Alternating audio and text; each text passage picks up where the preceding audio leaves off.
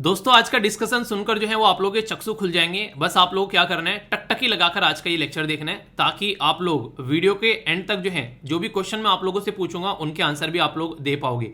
और जैसा कि मैंने आप लोगों को बोला था कि डेली इंपॉर्टेंट डे डिस्कस करूंगा, तो आज का इंपॉर्टेंट डे भी आप लोगों को देखने को मिलेगा।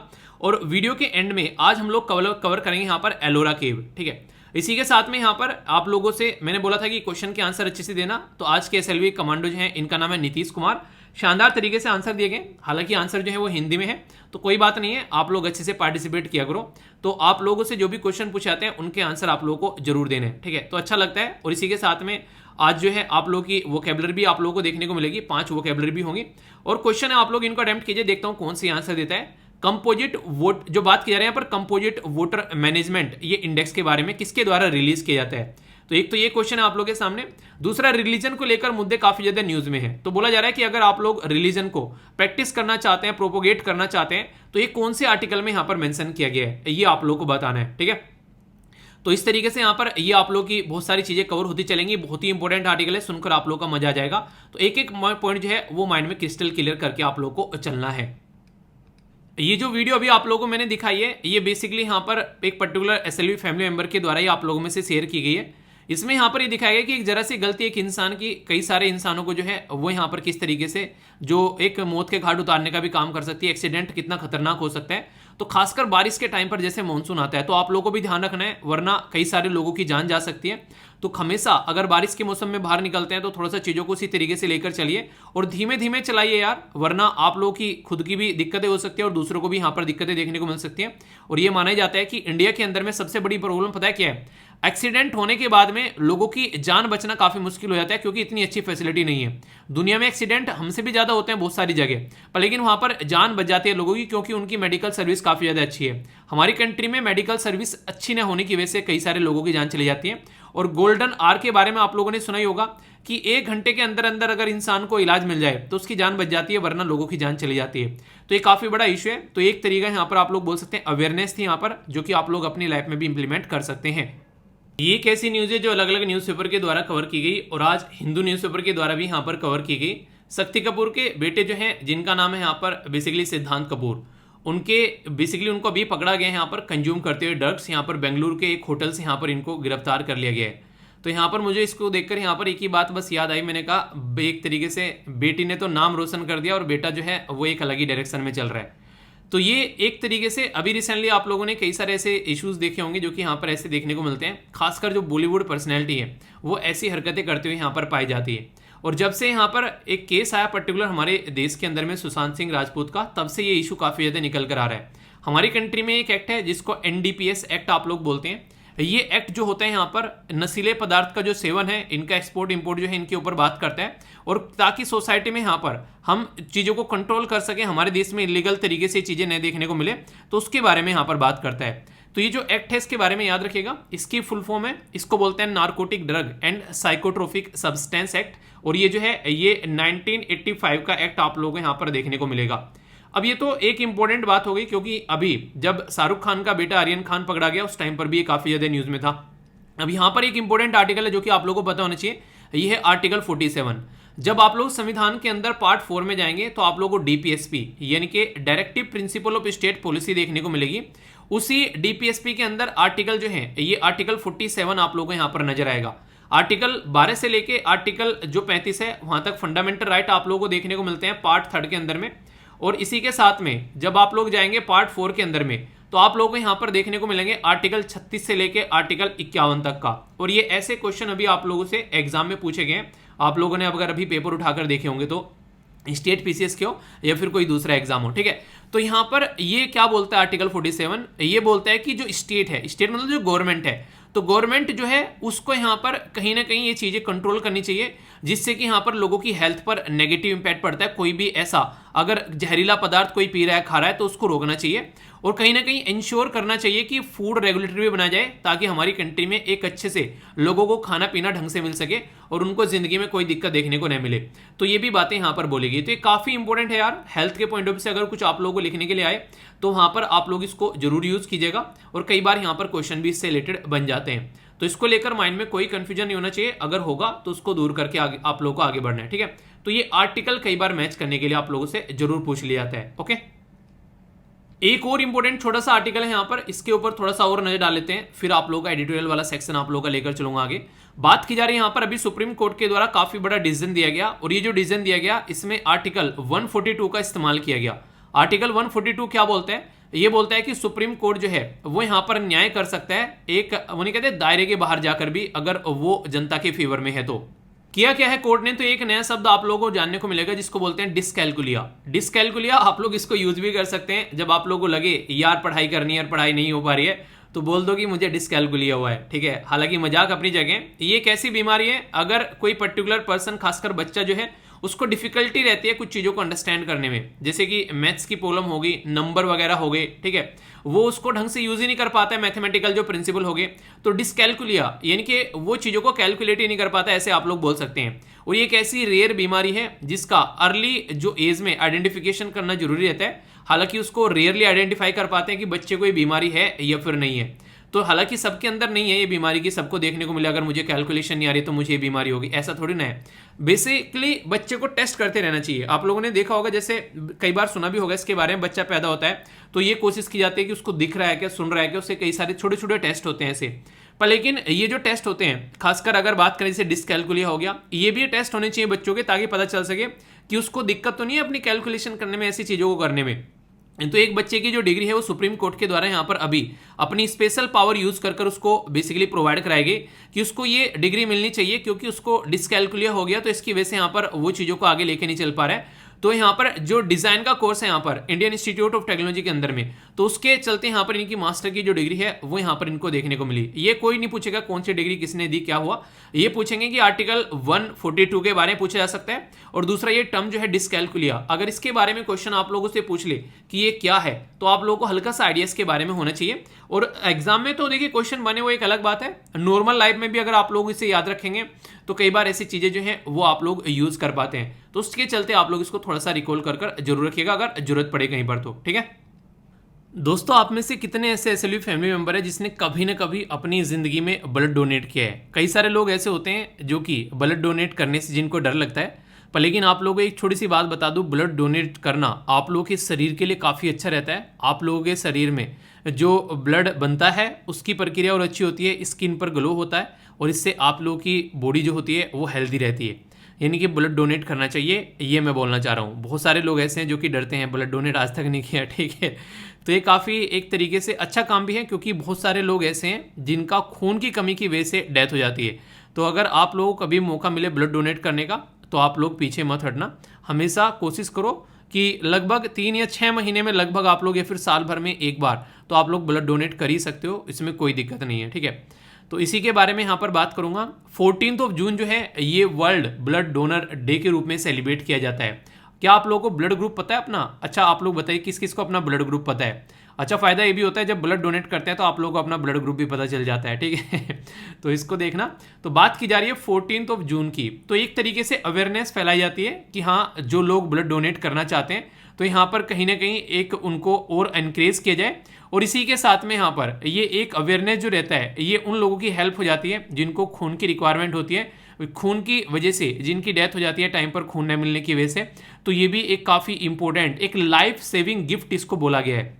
इसलिए यहाँ पर जो स्लोगन रखा गया है वो बोला गया है कि donating blood is an act of solidarity. Solidarity मतलब एकता। और इसी के साथ में बोला गया कि join the effort and save life. तो यानी कि अगर आज की डेट में आप लोग ब्लड डोनेट करते हैं तो इनडायरेक्ट वे में आप लोग एक कंट्रीब्यूशन दे रहे हैं अपनी साइड से सोसाइटी के अंदर, जो कि काफ़ी अच्छा है। और अगर आप लोग ब्लड डोनेट कर आओगे तो ट्विटर पर आप लोग मुझे टैग कर सकते हैं, या फिर फेसबुक, इंस्टाग्राम, जहाँ पर भी आप लोगों को सूटेबल लगे, ताकि हमने ब्लड डोनेट किया है। तो अच्छा लगेगा मुझे भी जानकर कि हाँ, कौन कौन ऐसे एसएलवी फैमिली मेंबर है जो कि ब्लड डोनेट कर आए हैं। अगर कोई मुझे आज की डेट में बोले कि मैं आपको 1 करोड़ रुपए दूंगा 1 महीने के, बस आपकी मन की शांति भंग होगी और कुछ नहीं होगा, सारी चीज़ें ऐसे ही मेंटेन रहेगी, ठीक है। तो भाई साहब, 1 करोड़ के अगर कोई 10 करोड़ रुपए भी दे ये मन की शांति भंग करने में, और फिर इसके साथ में पैसा मिलेगा, बस मन की शांति भंग रहेगी, मन शांत नहीं रहेगा, तो उसको भी 1 मिनट में बिना सोचे आप लोगों को ठोकर मार देनी है। क्योंकि अगर आप लोगों का मन शांत रहेगा तो दुनिया में आप लोग बहुत कुछ कर पाएंगे, बहुत आगे बढ़ेंगे। पर लेकिन अगर मन शांत नहीं रहेगा तो फिर कुछ नहीं कर पाएंगे। और ये मैं अपने एक्सपीरियंस से शेयर कर रहा हूँ। मेरे साथ में कई बार ऐसा हुआ है, कई सारे लोगों ने ऐसे ऑफर दिए हैं जिनको देखकर एक तरीके से ना इंसान की आंखें खुली रह जाती है, वाह यार सही है यार, ये कर लेना चाहिए।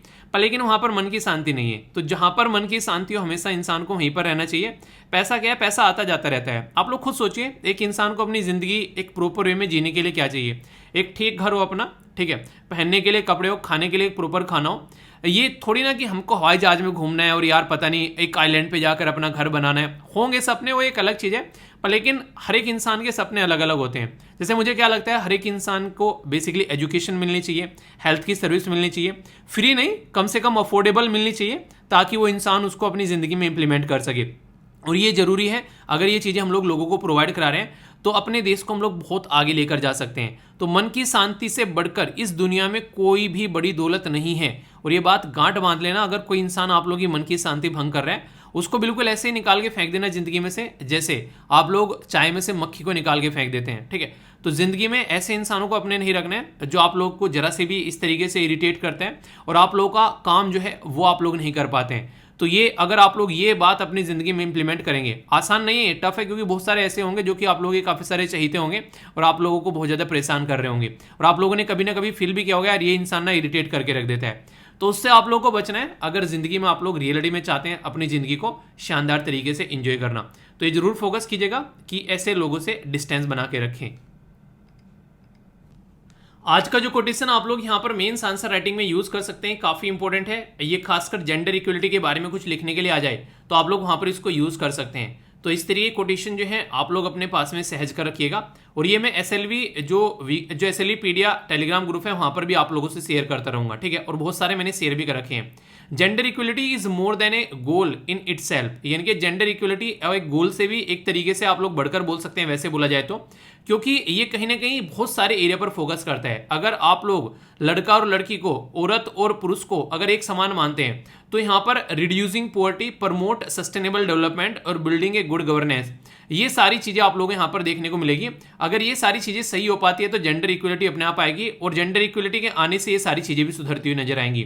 तो ये बात जो है यहाँ पर कोफी अन्नान साहब के द्वारा यहाँ पर बोली गई है। तो काफी इंपॉर्टेंट है, आप लोग इसको इंप्लीमेंट करके चल सकते हैं। और जिंदगी में ये ऐसी चीजें होती हैं जो कि आप लोग एक तरीके से, एग्जाम तो सही है यार, पर लेकिन वैसे भी आप लोगों को कहीं भी समाज में लड़का और लड़की में कोई भेदभाव करता हुआ पाया जाए तो आप लोगों को उसको थोड़ा सा डिस्टेंस पे रखना उस इंसान को, ठीक है, ताकि ये सिचुएशन जो है, ये ऐसी सिचुएशन न देखने को मिले। ये काफी इंपॉर्टेंट डेटा पॉइंट है जिससे आप लोगों के लिए डायरेक्ट क्वेश्चन यहाँ पर पूछा जा सकता है। और रिसेंटली अभी यहाँ पर ये न्यूज में था, क्यों? क्योंकि centre for monitoring Indian economy के द्वारा यहाँ पर पब्लिश किया गया था डेटा मई के महीने में। तो उसी के बारे में हमारी कंट्री में कहाँ पर रिकवरी हो रही है, कहाँ पर एम्प्लॉयमेंट है, कहाँ पर अनएम्प्लॉयमेंट है, तो उसके बारे में यहाँ पर बात की जा रही है। और ये जो आर्टिकल है यहाँ पर, ये काफ़ी अच्छे से पब्लिश किया गया था यहाँ पर, जो बेसिकली PIB के अंदर भी। तो काफ़ी डिटेल में इसके बारे में हम लोग बातें करेंगे और कई सारी बातें आप लोग यहाँ पर जान पाएंगे। तो इस आर्टिकल को समझने के लिए आप लोगों से एक कुछ बेसिक चीज़ें भी आप लोगों को बताऊंगा, कुछ डेफिनेशन, जिसके साथ में आप लोग अच्छे से कनेक्ट कर पाएंगे। तो एक एक पॉइंट आप लोग के माइंड में क्लियर होना चाहिए, ठीक है। तो ये पॉइंट्स कुछ ऐसे हैं जो कि आप लोग अगर लगे कोई नोट डाउन करना है तो आप लोग नोट डाउन करते हुए भी चल सकते हैं। तो आइए पूरा आर्टिकल देखते हैं, एक एक पॉइंट क्रिस्टल क्लियर। ये जो आर्टिकल है ना भाई साहब, इसको सुनकर थोड़ी सी आप लोगों को अंदर से लग सकता है कि मतलब बेइज्जती की जा रही है बाकायदा, क्योंकि आप लोगों को पता है बेरोजगार लोगों की बेइज्जती बहुत होती है, ठीक है। तो उसी के बारे में आर्टिकल है, यहाँ पर बहुत सारी बातें आप लोगों को बताऊंगा। एक नया वैल्यू एडिशन आप लोगों को देखने को मिलेगा जिसके चलते आप लोग चीजों को अच्छे से कनेक्ट कर पाओगे। इंडियन एक्सप्रेस के अंदर काफी डिटेल में कवर किया गया है। अनएम्प्लॉयड जो यूथ है उनके बारे में बात करूंगा, लेबर फोर पार्टिसिपेशन के बारे में बात करूंगा। यहाँ से डायरेक्ट क्वेश्चन आप लोग प्रीलिम्स में भी पूछे जा चुके हैं, तो कॉन्सेप्ट में भी क्लैरिटी आएगी। इकोनॉमी के अंदर आप लोग इसको कवर कर सकते हैं, एक अच्छा टॉपिक आप लोग का रहेगा, ठीक है। यूपीएससी प्रीलिम्स, जीएस पेपर 3 और इकोनॉमी का जो पोर्शन है उसके अंदर आप लोग यहां पर इसको कवर करके देख सकते हैं। सबसे पहले अगर मैं आप लोगों से बात करूं यहां पर लेबर फोर पार्टिसिपेशन रेट, ये क्या होता है अगर आप लोगों से पूछा जाए, तो इसको मैं काफी आसान शब्दों में आप लोगों को पूरा एक कॉन्सेप्ट क्लियर करूंगा जिसके साथ में आप लोग कनेक्ट हो पाएंगे।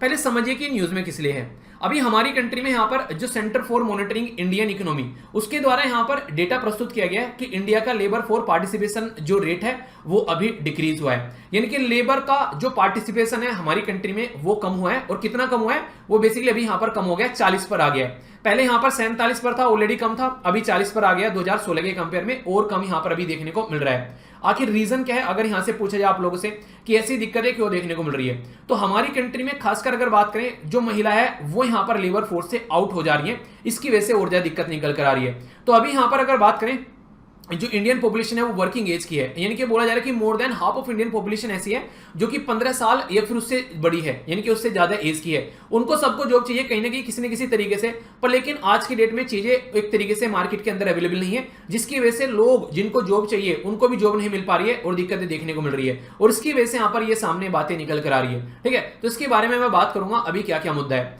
वैसे लेबर फोर्स पार्टिसिपेशन का अगर आप लोगों से फॉर्मूला, यानी कि आप लोगों से यहां पर एक तरीके से इसका उन्हीं कहते हैं एक तरीके से इसका फॉर्मूला आप लोगों से कोई पूछे क्या है, तो यहां पर पूरी लेबर फोर्स कितनी है हमारे पास में और वर्किंग एज ऑफ पॉपुलेशन कितनी है, अगर उससे डिवाइड कर देते हैं लेबर फोर्स को तो हमारा पार्टिसिपेशन रेशियो आ जाता है। एक एक पॉइंट को ध्यान से सुनिएगा, माइंड में क्लैरिटी होती है आप लोगों को चलेगी। पहले तो सबसे पहले यहां पर जो CMIE यानी कि यहां पर centre for monitoring Indian economy, CMIE बोलूंगा इसको आर्टिकल में, आगे कंफ्यूज मत होना।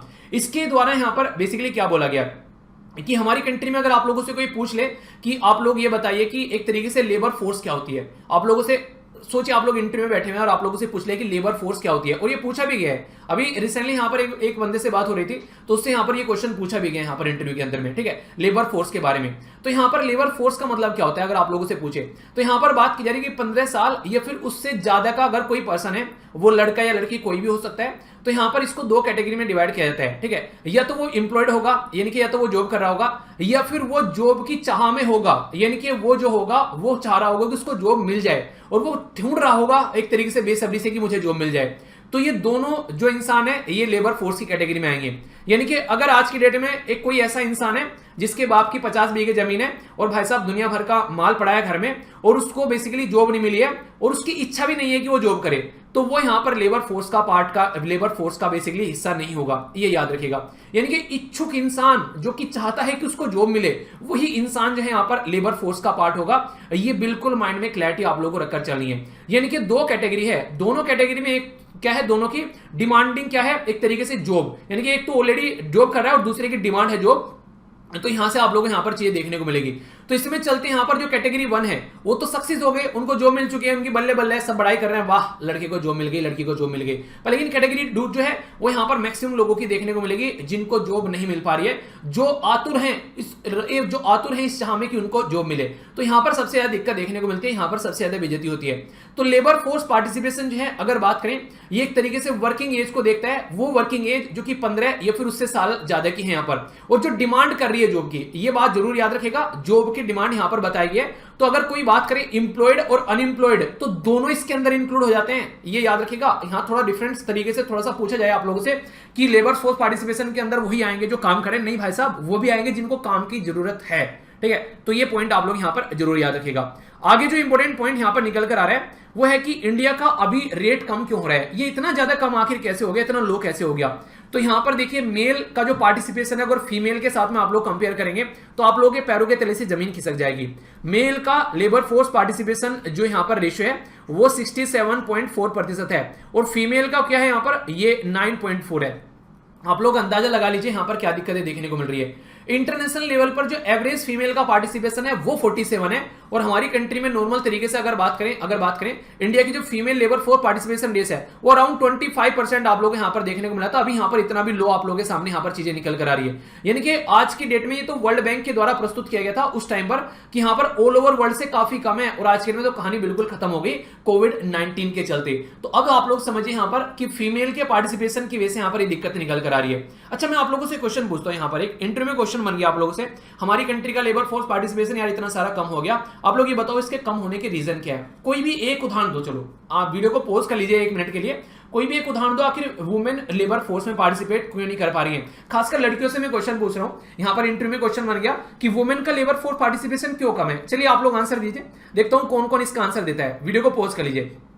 वैसे आंसर आप लोगों के सामने स्क्रीन पर लिखा हुआ है, ठीक है। तो सबसे बड़ी बात है यहाँ पर लो एंड ऑर्डर। आप लोगों को देखने को मिलेगा घर से जो घर वाले हैं ज्यादा दूर भेजने के लिए लड़कियों को तैयार नहीं है, ठीक है।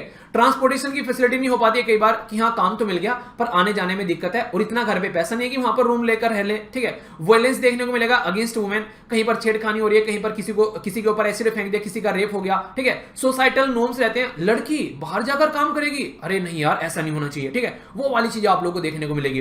तो ये कंडीशन यहां पर निकल कर आती है जिसके चलते दिक्कत क्रिएट हो जाती है सोसाइटी के अंदर में। तो ये कम से कम 4 पॉइंट अगर आप लोग लिख देते हैं कि आज के डेट में महिलाओं का लेबर फोर्स पार्टिसिपेशन में क्यों यहां पर कम कंट्रीब्यूशन देखने को मिलता है, तो लॉ एंड ऑर्डर की कंडीशन, इफिशिएंस पब्लिक ट्रांसपोर्टेशन है वो ढंग से नहीं है, वायलेंस होते हैं, और सोसाइटी के नॉर्म्स है कि हाँ लड़की क्या करेगी बाहर काम जाके, आखिर में जाके तो क्या करना है कि चूल्हा बर्तन या घर के कपड़े धुलने वही सारा काम करना है, बच्चे पैदा करना।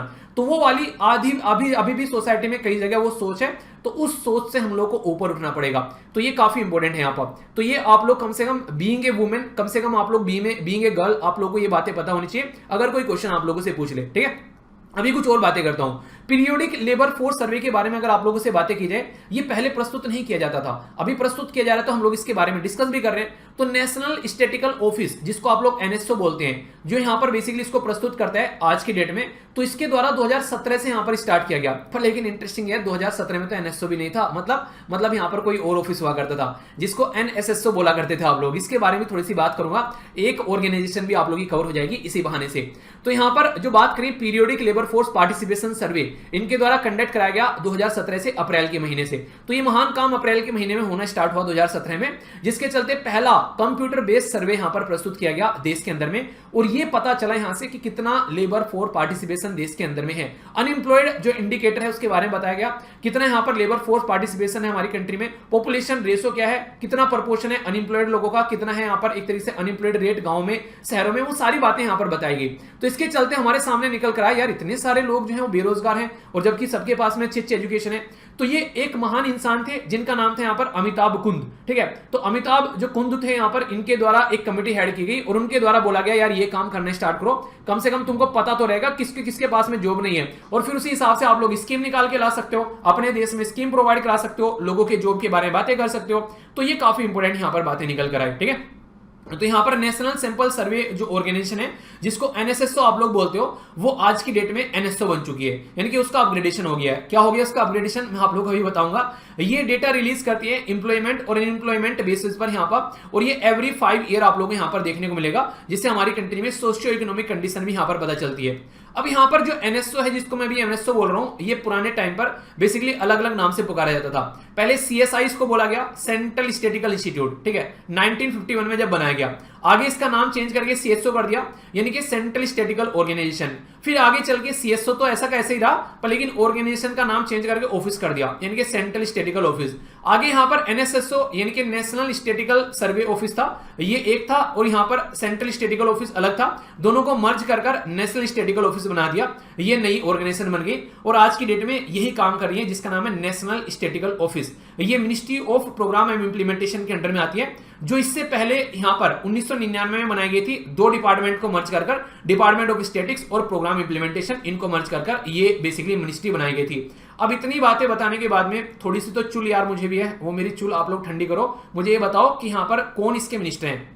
एक बच्चा कह रहा है कि सर आपको भी चुल लगी रहती है क्वेश्चन पूछने की तो मुझे वो चुल याद आ गई यार इतना पढ़ाने के बाद में इतना भी नहीं पूछूंगा तो फिर क्या पढ़ाना रह गया, ठीक है। इतना तो कम से कम हक बनता है ना मेरा भी कि हाँ इतने क्वेश्चन तो कम से कम पूछे जाए मुझे बड़ा अच्छा शब्द लगा, चुल रहती है सर इतने क्वेश्चन पूछ लेते हो मैंने कहा चलो ठीक है, आगे से थोड़े से और ज्यादा पूछेंगे और ज्यादा चुल जगाएंगे, ठीक है कहां से लाते हो ये शब्द निकाल के। आगे चलते हैं, पीरियोडिक लेबर फोर्स पार्टिसिपेशन सर्वे के बारे में बात करें तो अभी बताएं यहां पर बेसिकली 2 एस्पेक्ट आप लोगों को देखने को मिलेंगे, ठीक है। एक तो यहां पर बात की जा रही है, मेजर किया जाता है dynamic in labour force participation, unemployment जो स्टेटस देखने को मिलता है शॉर्ट टाइम इंटरवल में, खासकर 3 मंथ में अगर बात करें अर्बन एरिया में ओनली, जो करंट वीकली जो स्टेटस है वो यहां पर देखा जा रहा है। देखिए क्या होता है, आज के लिए मान लीजिए सर्वे आप लोग निकालोगे, पता चला यहां पर किसी एरिया में लोग काम करने के लिए आए, कुछ टाइम बाद वो कहीं और जाकर काम करने लगे, तो इसलिए वो भी हम लोग को ध्यान रखना पड़ता है। तो वर्कर पॉपुलेशन रेशियो और इसी के साथ में लेबर फोर्स पार्टिसिपेशन जो है वो यहाँ पर अनएम्प्लॉयड जो रूथ है यहाँ पर एक तरीके से ये एक तरीके से इसका रेशियो निकाला जाता है। यानी कि जैसा मैंने अभी यहाँ पर आप लोगों को बताया था ना यहाँ पर इसके बारे में कि जो बेसिकली यहाँ पर इसके बारे में, तो वर्कर पॉपुलेशन जो रेशियो यहाँ पर इसमें लेबर फोर्स पार्टिसिपेशन ये अनएम्प्लॉयड रेट, तो इसके कॉम्बिनेशन में आप लोगों को यहाँ पर देखने को मिलेगा। सेकंड इंपॉर्टेंट बात की गई कि गांव वाले और शहर वाले एरिया में आप लोगों यहाँ पर ऑल इंपॉर्टेंट पैरामीटर यहाँ पर इसके अंदर इंक्लूड किए जाते हैं ताकि यहाँ पर इसको एनुअली प्रॉपर वे में काउंट किया जा सके। देखिए ये ऐसी चीजें जो कि चेंज होती रहती हैं, तो इसको रटना नहीं है आप लोगों को, ठीक है। ऑब्जेक्टिव ये कि पता चलता रहे कौन कौन कहां पर काम कर रहा है। अब यहां से आप लोगों के लिए क्वेश्चन बनेगा, ये स्लाइड थोड़ा ध्यान से सुनिएगा और बन भी चुका है ऑलरेडी, ठीक है। अनएम्प्लॉयड यूथ कितने प्रकार के होते हैं, कितने प्रकार के लोग होते हैं जो कि बेसिकली ऐसी कैटेगरी में आते हैं कि भाई साहब इनके पास में जॉब नहीं है। तो कई कैटेगरी आप लोगों को देखने को मिलेगी। एक को बोला था सबसे पहले डिस्गाइज्ड अनएम्प्लॉयमेंट क्या होता है, ये ऐसा फिनोमिनन होता है जहां पर मोर लोग जो है ज्यादा लोग लगे हुए हैं एम्प्लॉय में जितने रिक्वायरमेंट है। उदाहरण के तौर पर एग्रीकल्चर, अगर घर में 10 आदमी हैं और 5 बीघे जमीन है, 10 के 10 उसमें लगे हुए हैं, क्यों? क्योंकि और कुछ काम करने के लिए है नहीं है, तो इसलिए यहां पर ये लगता है कि चलो इसी में लगे रहते हैं। तो वहां पर उसी काम को 5 लोग कर सकते हैं, पर लेकिन वहां पर 10 लोग लगे हैं, तो एक्स्ट्रा 5 लोग क्या हो गए, वो डिस्गाइज्ड हो गए, यानी कुछ और काम कर सकते थे, घर में और प्रोडक्टिविटी बढ़ा सकते थे, पर लेकिन उसी में लगे हुए, तो इसको डिस्गाइज्ड अनएम्प्लॉयमेंट बोला जाता है, ठीक है। तो ये एक इंपॉर्टेंट है जो कि यहां पर कई बार पूछ भी ली जाती है। अगर आप लोग एक एग्रीकल्चर परिवार से आते हैं तो आप लोगों से तो एग्जाम में क्वेश्चन भी यहां पर बन जाएगा।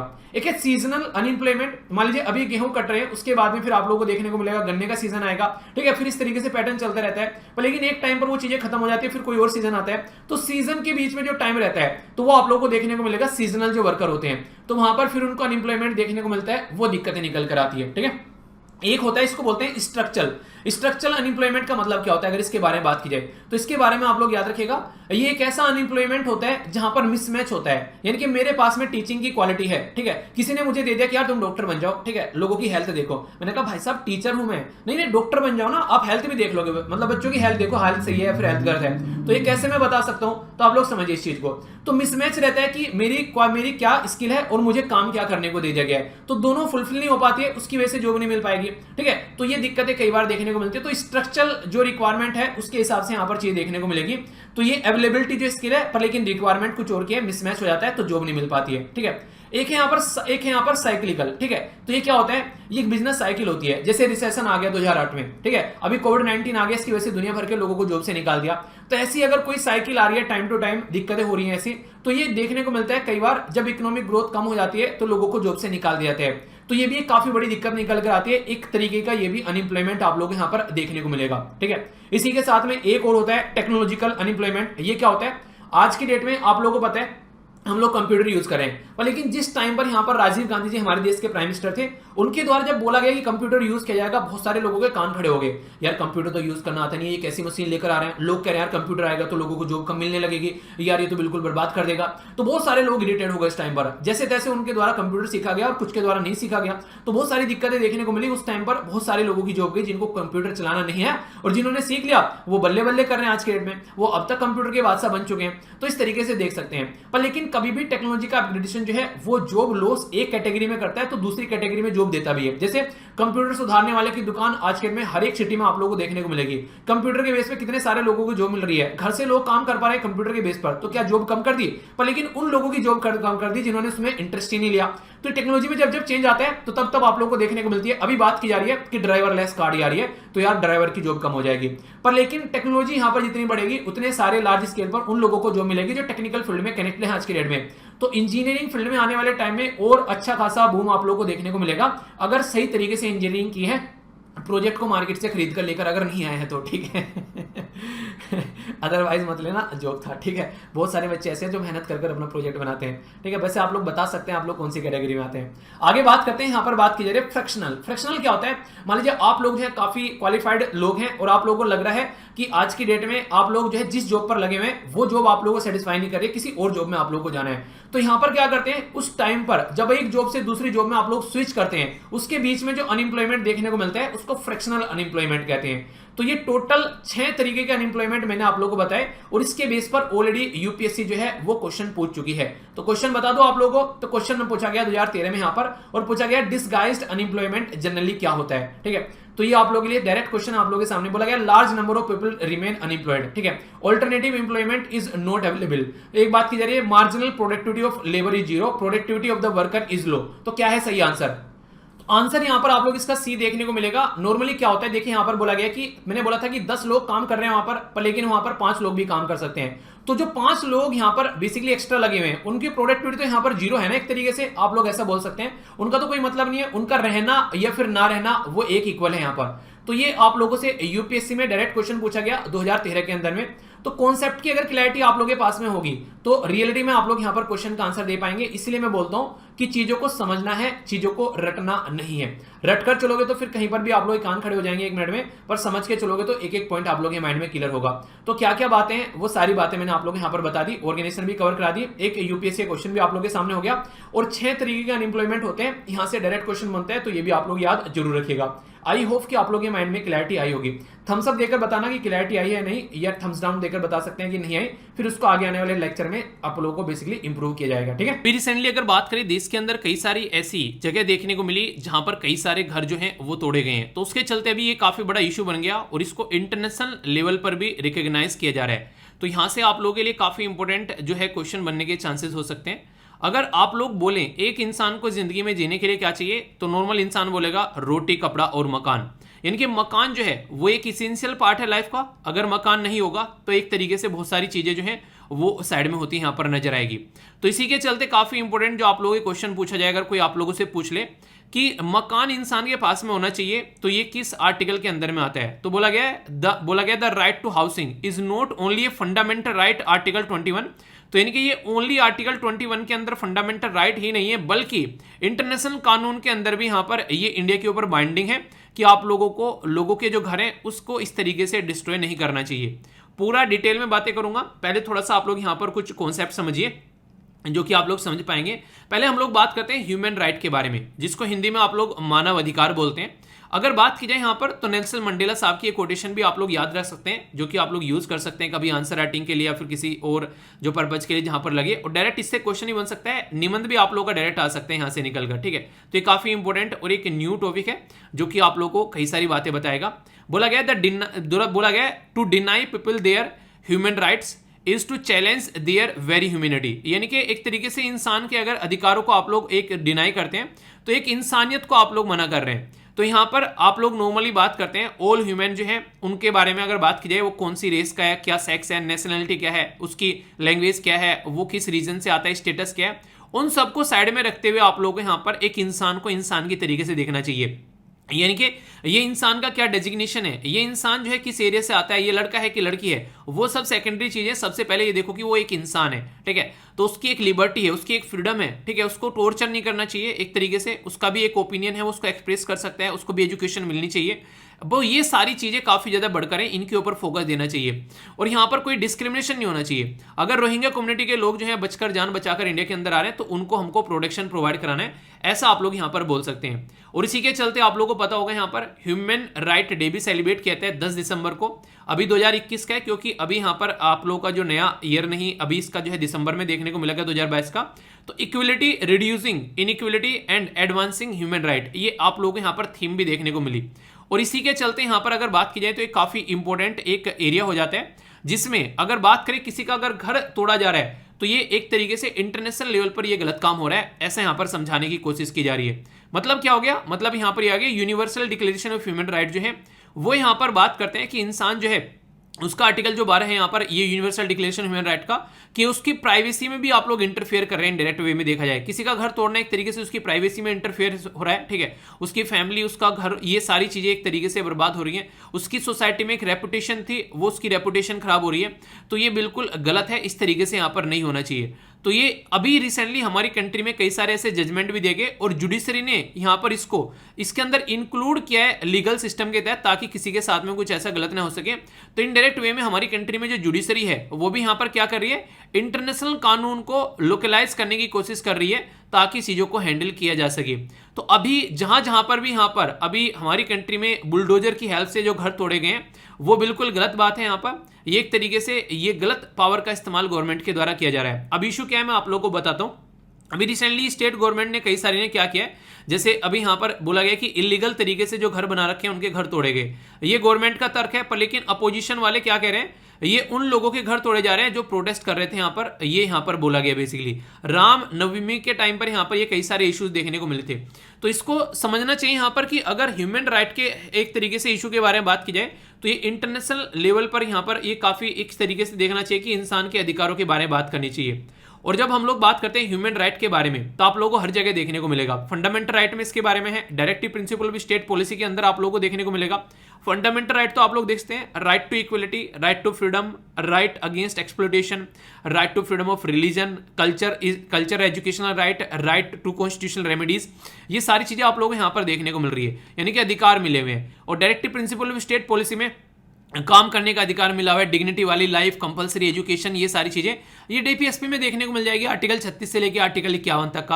यानी कि हमारे संविधान में ह्यूमन राइट के बारे में कूट कूट कर बातें कर रखी है, तो इनके बारे में हम लोग को पता होना चाहिए। स्टैट्यूटरी प्रोविजन है यहाँ पर अगर बात की जाए, ये protection of the human right act 1993, ये आप लोग यहाँ पर देखते हैं। नेशनल ह्यूमन राइट कमीशन है, ये यूनियन लेवल पर, स्टेट लेवल पर और डिस्ट्रिक्ट लेवल पर भी, ताकि सिचुएशन को यहाँ पर टैकल किया जा सके। ठीक है, तो ये सारी चीजें हैं, इसी के बेस पर कोड बना रखे हैं इन चीजों को हैंडल करने के लिए। तो प्रोविजन तो है पर लेकिन रियलिटी में काम नहीं हो पाता है। और दुनिया भर की स्कीम भी आप लोगों को देखने को मिल जाएगी, जैसे गरीबों के लिए जनधन हो गया, रुपया कार्ड, उज्ज्वला गैस वाली योजना, प्रधानमंत्री आवास योजना, वुमेन के लिए अलग से है, ट्रांसजेंडर के लिए अलग से बना रखी है, बच्चों के लिए अलग से, जो दिव्यांगजन है उनके लिए अलग से, माइग्रेंट लोगों के लिए अलग से। पर लेकिन फिर भी जो ह्यूमन राइट है उसका हनन होता हुआ पाया जाता है, ये काफी बड़ी दिक्कत है। तो यहां पर कौन पावर में आता है, यहां पर पावर में आता है फिर पावर मनी, मतलब पिक्चर में तो होता है एडमिनिस्ट्रेशन। और इसी के साथ में कल को आप लोग जब पोस्ट पर जाकर बैठोगे तो आप लोगों को भी देखना पड़ेगा कि जो आप लोग पॉलिसीज गवर्नमेंट की इंप्लीमेंट कर रहे हो, क्या वो रियलिटी में एक तरीके से सही डायरेक्शन में आप लोग काम कर रहे हो। ये देखिए, आप लोग ना ग्राउंड लेवल पर काम करोगे जब आप लोग एक सर्विस में जाओगे, तो ये सारी चीजें अगर आप लोग ढंग से अंडरस्टैंड कर पाओगे तो अच्छे से आप लोग इनको इंप्लीमेंट कर पाओगे। आप लोग अपने एरिया में एससी बन गए तो आप लोग वहां पर सिक्योरिटी के ऊपर ध्यान दोगे। जैसे कई सारे ऐसे भी एरिया, ऐसे भी लोग हैं जो कि यहाँ पर वुमेन सिक्योरिटी या गर्ल्स की सिक्योरिटी पर एक्स्ट्रा फोकस देते हैं, जिसकी वजह से कई सारे इश्यूज जो हैं वो उनको रोक पाते हैं। तो यहाँ से आप लोग समझ सकते हैं, तो चीजें तो हैं पर लेकिन ढंग से हम लोग को लेकर चलनी पड़ेगी। ठीक है, तो इसके बारे में हो गई बेसिक इन्फॉर्मेशन जो कि आप लोग समझ सकते हैं। तो इसी के ऊपर यहाँ पर ये आर्टिकल भी लिखा गया है ताकि चीजों को अंडरस्टैंड किया जा सके। ओके, अभी जो सबसे इंटरेस्टिंग चीज चल रही है चाइना और यूएसए के बीच में, वो दोनों अपना अपना दबदबा दिखाना चाहते हैं। पर लेकिन यहाँ पर जो दिक्कत आती है वो ऐसे देशों के ऊपर आती है कि यहाँ पर हम यूएसए के साथ में जाएं या फिर चाइना के साथ में जाएं। जैसे अभी यहाँ पर एक साइड में यूएसए हो गया था, वो चाह रहा था कि इंडिया मेरे साथ में है, और एक साइड में यहाँ पर रसिया था। देखिए, रसिया जो है उसको ऑल वेदर फ्रेंड बोला जाता है, यानी कि हर मौसम में हमारा दोस्त रहेगा। पर लेकिन यूएसए जो है वो बिना पैंदी का लोटा है, आज इधर है तो कल को किसी और डायरेक्शन में नजर आएगा। तो इसलिए हम लोगों ने देखा यूक्रेन के मुद्दे पर मैक्सिमम रसिया का साथ हम लोग देते हुए नजर आए। पर लेकिन अभी फिलहाल हमारी पॉलिसी ऐसी है कि हम लोग किसी का साथ नहीं देते हैं, हम लोग अपने हिसाब से काम करते हैं। हम लोग यूएसए के साथ भी रहेंगे कुछ जगह पर, जैसे क्वाड में हम लोग यूएसए के साथ में खड़े आते हैं जब इंडो पैसिफिक रीजन के बारे में बात करते हैं। पर लेकिन दूसरी साइड में अगर आप लोग बात करेंगे तो हम लोग यहाँ पर रसिया के साथ में खड़े हुए आ रहे हैं, क्योंकि हम लोग उनसे काफी ज्यादा हथियार, वेपन वगैरह भी खरीद कर लेकर आते हैं। तो हमारी पॉलिसी आज के डेट में डिफरेंट है अगर पहले के साइड में आप लोग इसको कंपेयर करोगे। अभी फिलहाल जो है यूएसए ने काफी ज्यादा कोशिश की कि एक तरीके से चीजों को प्रेजेंट करने की कोशिश की इंडिया और चाइना का नाम लेकर। अगर आप लोग इसको देखेंगे तो यहाँ पर इसके द्वारा कई सारी बातें बताई गई। ठीक है, कि चाइना जो ऐसी हरकतें कर रहा है और वो सब चीजें, तो दोनों की जो दुश्मनी है वो पब्लिक में आ रही है, क्योंकि इसने आकर बोला इंडिया के अंदर में कि लाइन ऑफ जो एक्चुअल कंट्रोल है जो इंडिया और जो बेसिकली इंडिया और चाइना के बीच में देखने को मिलेगी। इंडिया और पाकिस्तान के बीच में क्या है, लाइन ऑफ कंट्रोल। इंडिया और चाइना के बीच में लाइन ऑफ एक्चुअल कंट्रोल, कि वहां पर चाइना जो है काफी ज्यादा ढांचागत विकास कर रहा है और यहाँ पर आने वाले टाइम में दिक्कतें देखने को मिल सकती है इंडिया के लिए। ये बातें यूएसए ने बोली। इसी के साथ में यहाँ पर अगर बात करें, चाइना जो है वो काफी बड़ा रोल प्ले कर रहा है, ईस्ट चाइना सी के अंदर में दबदबा दिखा रहा है, साउथ चाइना सी के अंदर भी अपना दबदबा दिखा रहा है, फालतू के झूठे मूठे आइलैंड बना रहा है और वहां पर जाकर अपने जो है हथियार रख रहा है। ठीक है, बाइडेन एडमिनिस्ट्रेशन जो है वो बोलता है कि, यानी कि यूएसए जो है वो बोलता है कि प्रायोरिटी मेरी क्या है, मुझे बेसिकली फोकस देना है एशिया पैसिफिक के ऊपर। और एशिया पैसिफिक को क्या बोलते हैं, इंडो पैसिफिक, यानी कि इंडिया को सपोर्ट करते हुए यहाँ पर नजर आते हैं। और इसकी वजह से चाइना चिढ़ता है कि यहाँ होना चाहिए था चाइना पैसिफिक, बोलते हैं इंडो पैसिफिक। ठीक है, तो ये एक तरीके से heart of America grand strategy है यहाँ पर एक तरीके से चाइना की बेइज्जती करने के लिए। और चाइना को मिर्च लग जाती है तो फिर चाइना अंदर तक जल जाता है जब ऐसी बातें निकल कर आती है। अभी सबसे बड़ा मुद्दा क्या है, क्यों कमेंट किया गया यूएसए के द्वारा इस टाइम पर, वो इसलिए किया गया क्योंकि 15 जून यानी कि कल का जो दिन है यहाँ पर वो आप लोगों को देखने को मिलेगा, गालवान वैली क्लास हुआ था उसको यहाँ पर 2 साल पूरे हो जाएंगे। और ये वो टाइम था जब इंडिया और चाइना के रिलेशन जो है सबसे लोवेस्ट पॉइंट पर थे। यानी कि पहली बार यहां पर काफी लंबे अरसे के बाद में 1962 के बाद में दोनों कंट्री के बीच में झड़प हुई और इतने सारे लोगों की जान गई, तो इससे रिलेशन जो है वो काफी लो लेवल पर यहां पर आ गए हैं। पर फिर भी देखो हमारी एक तरीके से आप लोग एक इंसानियत देखो, हम लोग कभी भी चाइना के इंटरनल मैटर में इंटरफेयर नहीं करते हैं, पर चाइना कुत्ते की पूंछ है वो रुकने का नाम यहां पर नहीं लेता है। तो चाइना हालांकि अभी बोल रहा है कि इंडिया के साथ में टेंशन को ठीक कर रहे हैं, पर लेकिन रियलिटी में ऐसा नहीं है, वो अभी भी यहां पर हरकतें से अपनी बाज नहीं आ रहा है। अगर रियलिटी में ग्राउंड लेवल पर आप लोग जाकर देखोगे, बेसिकली नेटो को वो हमेशा वो क्वाड को बोलता है कि एशिया का नेटो बना दिया है इंडिया ने यूएसए के साथ में मिलकर, और इंडिया को भी बोलता रहता है कि तुमको ऐसा नहीं करना चाहिए। और जबकि इंडिया ने ना तो आज तक ताइवान के बारे में ना ही हांगकांग के बारे में कभी हमने कोई कमेंट नहीं किया है, और जबकि ये कभी कश्मीर के बारे में कमेंट करते हैं। और अभी आज का ही अगर बात की जाए, एक आर्टिकल था जिसमें यहाँ पर देख रहा था मैं कि यहाँ पर अभी जो हमारी कंट्री में जो ये इशू चल रहा है हिंदू मुस्लिम वाला, इसके ऊपर भी भाई साहब ने कमेंट कर दिया, ठीक है। यानी कि तुम अपनी रोटी सेक लो, बाकी जो होगा वो चलता रहेगा। तो इंडिया जो है हम लोग क्या करते हैं, हम लोग अपने ऊपर फोकस करते हैं, पर लेकिन अभी फिलहाल टाइम ऐसा है कि हमको कहीं ना कहीं डिसाइड करना पड़ेगा, क्योंकि दुनिया है वो डिवाइड होती जा रही है। एक साइड में चाइना अपने ग्रुप बना रहे, रशिया वगैरह इन सबके साथ में मिलकर, एक साइड में यूएसए अपने आप को अलग लेकर चल रहा है। तो ऐसा लग रहा है कि कोल्ड वॉर वाला एरा फिर से स्टार्ट होने वाला है। तो अगर यहाँ पर हम लोग अपने आप को डिसाइड नहीं कर पाए कि हम लोग कहां पर हैं, हालांकि डिसाइड कर चुके हैं, क्वाड में हम लोग यूएसए के साथ में खड़े हुए हैं, पर लेकिन प्रॉपर चाइना के साथ में हम लोग नहीं देखने को मिलेंगे, फिर भी यहाँ पर कहीं ना कहीं हमारा पड़ोसी देश है उसके साथ में एक हद से ज्यादा हम लोग रिलेशन खराब भी नहीं कर सकते। तो उसको कैसे मैनेज करना है, तो ये काफी बड़ी दिक्कत अभी आने वाले टाइम में देखने को मिलेगी कि अपना हित साधते हुए हम लोग यहाँ से कैसे आगे निकल सकते हैं। तो ये आने वाले टाइम में एक काफी बड़ा इशू सामने निकल कर आ सकता है। अगर दुनिया में कोई आप लोगों से पूछे सबसे ज्यादा अमीर बॉडी कौन सी है, वो है बीसीसीआई, यानी कि board of control for cricket in India. अभी इसके द्वारा यहाँ पर अपने मीडिया राइट्स जो है वो बेचे गए हैं 2023 से लेकर 27 तक का, तो 45,000 करोड़ रुपए यहां पर मिले भाई साहब। तो यहां से आप लोग अंदाजा लगा सकते हैं कितनी पावरफुल है यहां पर ये पर्टिकुलर बॉडी। तो रिलायंस के द्वारा जो यहां पर जो यहां पर एक तरीके से वैक्यूम जो है इनके द्वारा यहां पर कंबाइन इतना यहां पर एक तरीके से ये आप लोगों को देखने को मिला। तो एक तरीके से यहां पर आप लोगों के लिए देखिए, तो खासकर आप लोगों से कोई पूछेगा शायद आईपीएल के बारे में, तो यहां पर ये है बेसिकली यहां पर इसके बारे में तो जो पूछे ना पूछे, पर लेकिन आईपीएल के बारे में आप लोगों से पूछा जा सकता है। अभी आप लोगों ने देखा आईपीएल जो है वो कंप्लीट हुआ, तो उसके बारे में कुछ बेसिक इन्फॉर्मेशन मैं आप लोगों को बताऊंगा जहां से क्वेश्चन भी आप लोगों से पूछा जा सकता है, और थोड़ा सा रिवीजन भी आप लोगों का हो जाएगा, क्योंकि एक ऐसे पॉइंट होते हैं जहां पे कई बार क्वेश्चन आप लोगों के बन जाते हैं, तो कोई कंफ्यूजन आप लोगों को नहीं होना चाहिए। तो यहां पर अभी शानदार परफॉर्मेंस देखने को मिली गुजरात टाइटंस की। आप लोगों ने सुना है जब कोई नया नया आता है मार्केट में लगता है अरे ये क्या करेगा, भाई साहब ये तो बिल्कुल ऐसे ही है, अरे इतने बड़े बड़े दिग्गज पड़े हुए हैं। आप लोग जब प्रिपरेशन स्टार्ट करते हैं तो आप लोगों ने भी कई बार सुना होगा कि यार इतने बड़े बड़े दिग्गज पड़े हुए हैं यहाँ पे, कैसे काम चलेगा, हम लोग कहाँ पर सर्वाइव कर पाएंगे। यहाँ पर आप लोग खुद देखो, अगर दिग्गजों की बात मैं आप लोगों से करने बैठूं, यहाँ पर एक सेकंड ये वाला आप लोग देखिएगा जो स्लाइड है, ये देखिए दिग्गज कौन कौन बैठे हैं यहाँ पर। ये तो वर्ल्ड कप वाला हो गया, एक सेकंड यार कहाँ गया, मैंने लगाया था, हाँ ये रहा, ठीक है। अगर आप लोग दिग्गजों की बात करोगे, भाई साहब मुंबई इंडियंस 5 बार जीत चुका है, ठीक है। इस तरीके से आप लोग यहाँ पर देखोगे इसको, इसी के साथ में मतलब ये नहीं कि जब आप लोग देखोगे कि कौन कौन है, और यार 5 अटेम्प्ट दे चुका है बंदा, ठीक है। मुंबई इंडियंस 5 बार जीत चुका है, और इस चेन्नई सुपर किंग 4 अटेम्प्ट दे चुका है, यार कितना जानता होगा। कोलकाता नाइट राइडर्स 2 बार, और बाकी यार सारों ने भी एक एक अटेम्प्ट दे रखे हैं। हम तो कहीं बेसिकली टिक ही नहीं पाएंगे इसके सामने। तो स्टार्टिंग में एक तो ये तरीका है, आप लोग आओ इस तरीके से आप लोग सोचना स्टार्ट कर दो कि यार हम लोग कहाँ टिक पाएंगे। और भाई साहब एक वो है जो बिल्कुल फ्रेशर है, उसको कोई फर्क नहीं पड़ रहा है कौन क्या कर रहा है, उसको बस ये है कि बस मुझे करना है, ठीक है। तो गुजरात टाइटंस जो है उसी में से निकल कर आया, इसको ये फर्क नहीं पड़ रहा है कि कौन क्या किए बैठा है, कौन कितना धुरंधर है यहाँ पर, बस भाई साहब हमको खेलना है, ठीक है। अब उन्हें कहता है अपन खेलेगा, ठीक है, अपन झुकेगा नहीं। तो गुजरात टाइटंस ऐसा ही कुछ यहाँ पर निकल कर आया। रॉयल्स जो राजस्थान रॉयल्स को हराया यहाँ पर 7 विकेट से, शानदार परफॉर्मेंस देखने को मिली। और ये नया नया स्टेडियम बना था, अभी इस स्टेडियम के बारे में आप लोगों ने पढ़ा होगा, जिस स्टेडियम का नामांकन किया गया था यहाँ पर नरेंद्र मोदी जी के नाम पर। तो ये है बेसिकली अहमदाबाद के अंदर स्टेडियम। तो ये यहाँ पर पूरा मैच देखने को मिला। एक और टीम थी, उसकी भी शानदार परफॉर्मेंस रही, ये गुजरात की थी, दूसरी उत्तर प्रदेश की, जो कि लखनऊ सुपर जायंट्स के नाम से आप लोगों को टीम देखने को मिली। ये भी इतना शानदार खेली कि लास्ट 4 तक अपना बेसिकली पोजीशन बना पाई। यानी कि जिनको लगता है कि जो फ्रेशर हो वो कुछ नहीं कर पाएंगे, भाई साहब सबकी नाक में दम कर दिया। तो ऐसे देख सकते हैं, तो डरना नहीं है। जो धुरंधर बैठे हुए हैं वो अपने आप को धुरंधर मानते हैं, पर लेकिन रियलिटी में वो भी ढीले पड़ जाते हैं कई बार। तो आप लोगों को लगे रहना है, तो आप लोग उनसे आगे निकल ही जाओगे। तो यहां पर आप लोग देख सकते हैं, तो ये आप लोगों को ये अप्रिसिएशन भी देता है। बाकी अच्छा एक क्वेश्चन मैं आप लोगों से पूछूंगा यहाँ पर, अगर आप लोग क्रिकेट के प्रेमी हैं तो आप लोग इस क्वेश्चन का आंसर जरूर दोगे। ऑरेंज कैप के बारे में अगर बात की जाए या फिर पर्पल कैप के बारे में आप लोग बात की जाए, किस किस के लिए दी जाती है, पर्पल कैप किसके लिए, ऑरेंज कैप किसके लिए, वीडियो को पॉज कर आंसर देना, फिर उसके बाद में आंसर देखना, ठीक है। तो ऑरेंज कैप जो होती है यहां पर किसको दी गई है और पर्पल कैप किसको दी गई है, ये दोनों क्वेश्चन भी कई बार आप लोगों से पूछे जाते हैं और वैसे पता होना चाहिए, कॉमन सेंस है बेसिकली, कॉमन सेंस बोल रहा हूं बेसिकली, एक अवेयरनेस का पॉइंट है जिसके बारे में आप लोग आइडिया रख सकते हैं। तो जो बटलर है उनको ऑरेंज कैप मिली, इनके द्वारा काफी शानदार परफॉर्मेंस यहां पर दी गई, ठीक है। तो यहां पर काफी अच्छे इनके द्वारा रन स्कोर किए गए, यहां पर लगभग 863 रन इनके देखने को मिले 17 मैच के अंदर में, ठीक है, जिसमें से 4 सेंचुरी थी और 4 हाफ सेंचुरी थी, यानी कि 4 तो 100 थे और यहां पर 4 जो थे वो 50 थे, तो ये देखने को मिला।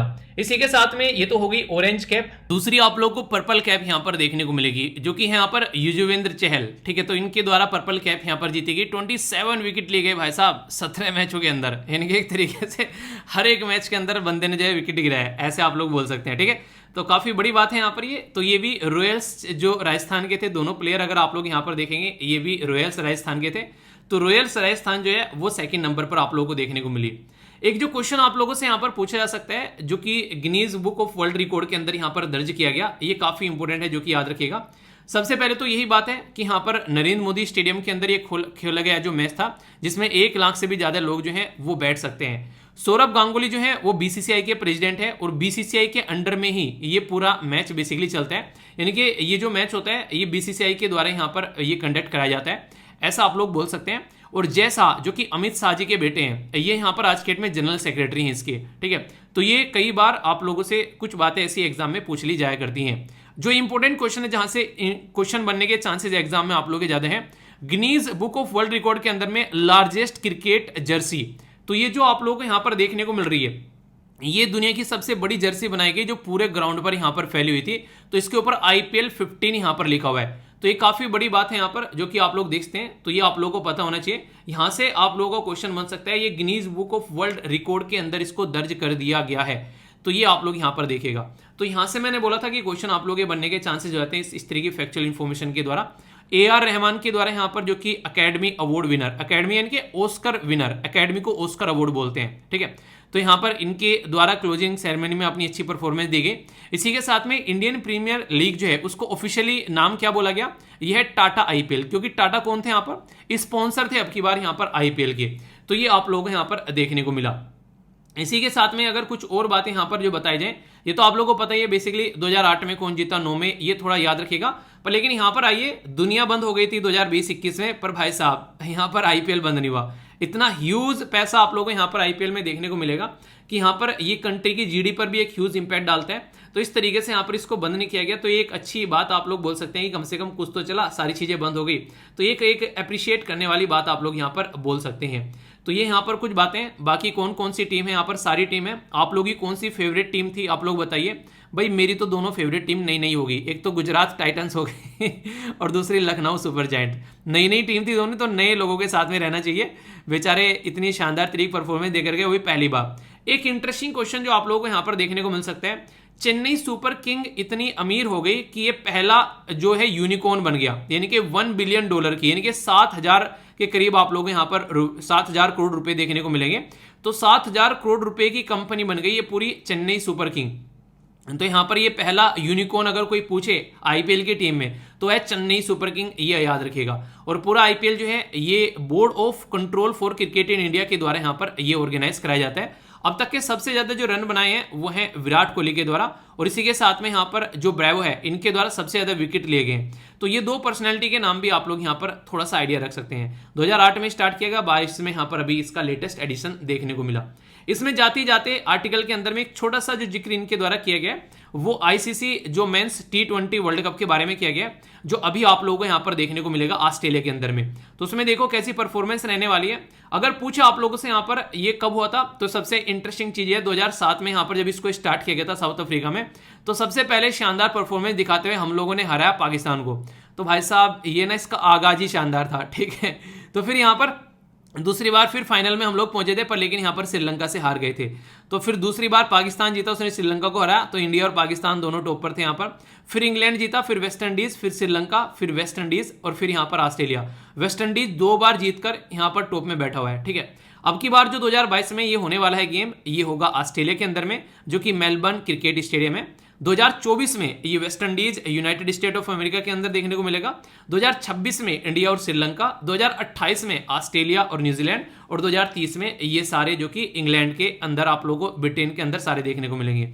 तो ये कुछ बेसिक इन्फॉर्मेशन है, बाकी इसके बारे में सारी बातें मैंने बताई थी।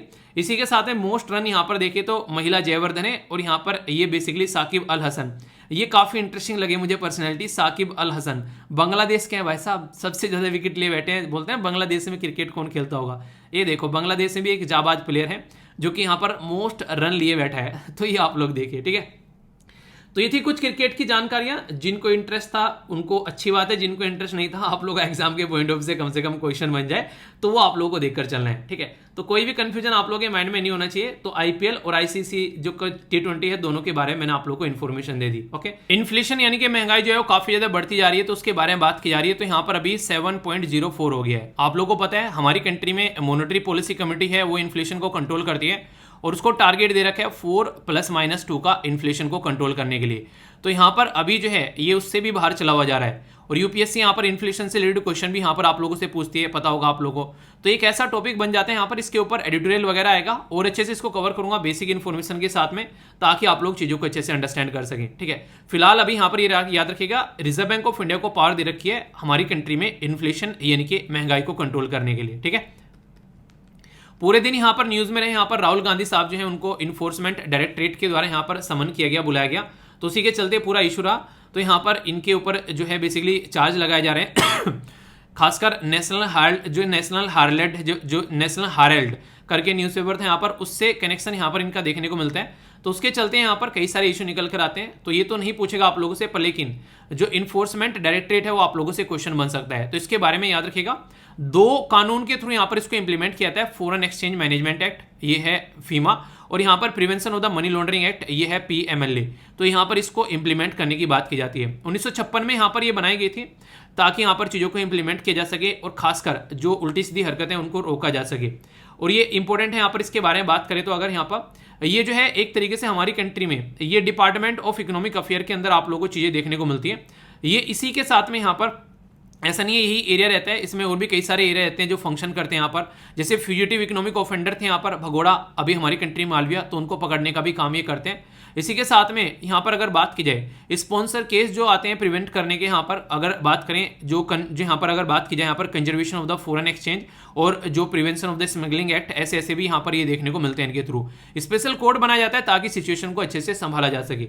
और इवन क्वेश्चन भी यहाँ पर पूछा गया था एग्जाम में, आप लोग देखते हैं कि कौन सा यहाँ पर ऐसा नहीं है जो कि डायरेक्टरेट ऑफ इन्फोर्समेंट के अंदर यहाँ पर आप लोगों को देखने को मिलते हैं। तो ये क्वेश्चन मैं आप लोगों को पहले बता चुका हूँ, इसका आंसर आप लोगों को देना है। देखता हूँ कौन सही आंसर इसका देता है, अटेम्प्ट कीजिए आप लोग, ठीक है। ये है यहाँ पर इसके बारे में बेसिक इन्फॉर्मेशन, कंफ्यूजन नहीं होना चाहिए, ओके। बाकी मूसा वाला केस जो है ये भी आप लोगों को देखने को मिलता है, एक एक कर सबको पकड़ा जा रहा है। तो अभी यहाँ पर ये एक बोल सकते हैं यार सिचुएशन ऐसी हो गई थी जिसके चलते यहाँ पर मतलब एक अलग ही माहौल हो गया। अगर बात करें इंटरकास्ट मैरिज, तो एथिक्स के में भी आप लोग यहाँ पर इसको देख सकते हैं। इंटरकास्ट मैरिज को लेकर आज के डेट में भी लोगों की डेथ हो जाती है। तो अभी यहाँ पर इंटरकास्ट मैरिज की गई कपल के द्वारा, और चेन्नई तमिलनाडु के अंदर यहाँ पर उनकी जान ले ली गई।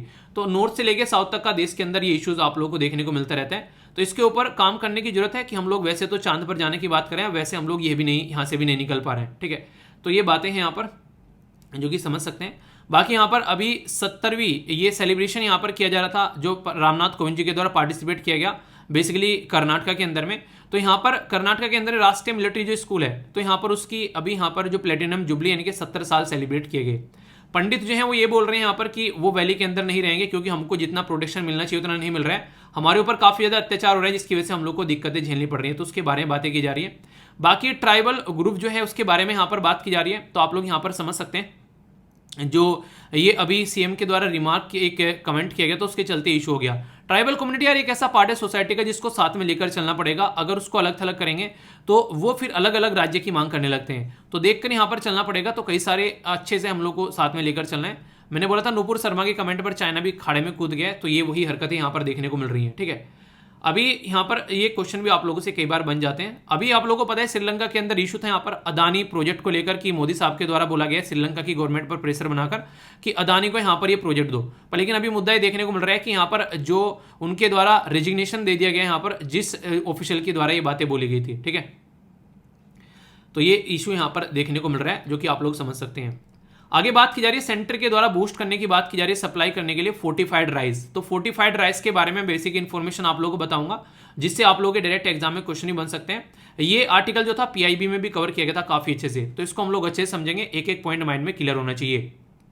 नेक्स्ट आर्टिकल जो है हेल्थ के बारे में बात करूंगा, खाने पीने के बारे में बात करूंगा, तो इसलिए थोड़ा सा अच्छे से सुनिएगा। और खासकर जब हेल्थ के बारे में बात करते हैं तो आप लोगों को पता होना चाहिए कई सारी बातों का। अगर कोई आप लोगों से पूछ ले जैसे कि आप लोगों का बॉडी मास इंडेक्स क्या है, ठीक है, तो बीएमआई क्या है, तो आप लोगों को पता होना चाहिए। उसके बेस पर आप लोगों को पता चलता है कि आप लोग कितना फैटी शरीर है या फिर आप लोग कितना हेल्दी शरीर है। तो ये सारी चीजें पता होनी चाहिए। जितना वेट होगा आप लोग की बॉडी का उसके हिसाब से आप लोग अपनी बॉडी में प्रोटीन ले सकते हैं। तो मान लीजिए आप लोग की बॉडी का वेट जो है वो 65 kg है, तो इतना ग्राम आप लोग डेली प्रोटीन ले सकते हैं, ठीक है। तो ये आप लोग समझिए, ओके। तो इसके चलते अरे हाँ, कई सारे बच्चे रेगुलर मेरे से क्वेश्चन पूछ रहे हैं, सर दूसरा डोज लग गया क्या? हाँ भाई लग चुका है दूसरा डोज, ठीक है, टेंशन मतलब दूसरा डोज मैंने लगवा लिया, ठीक है।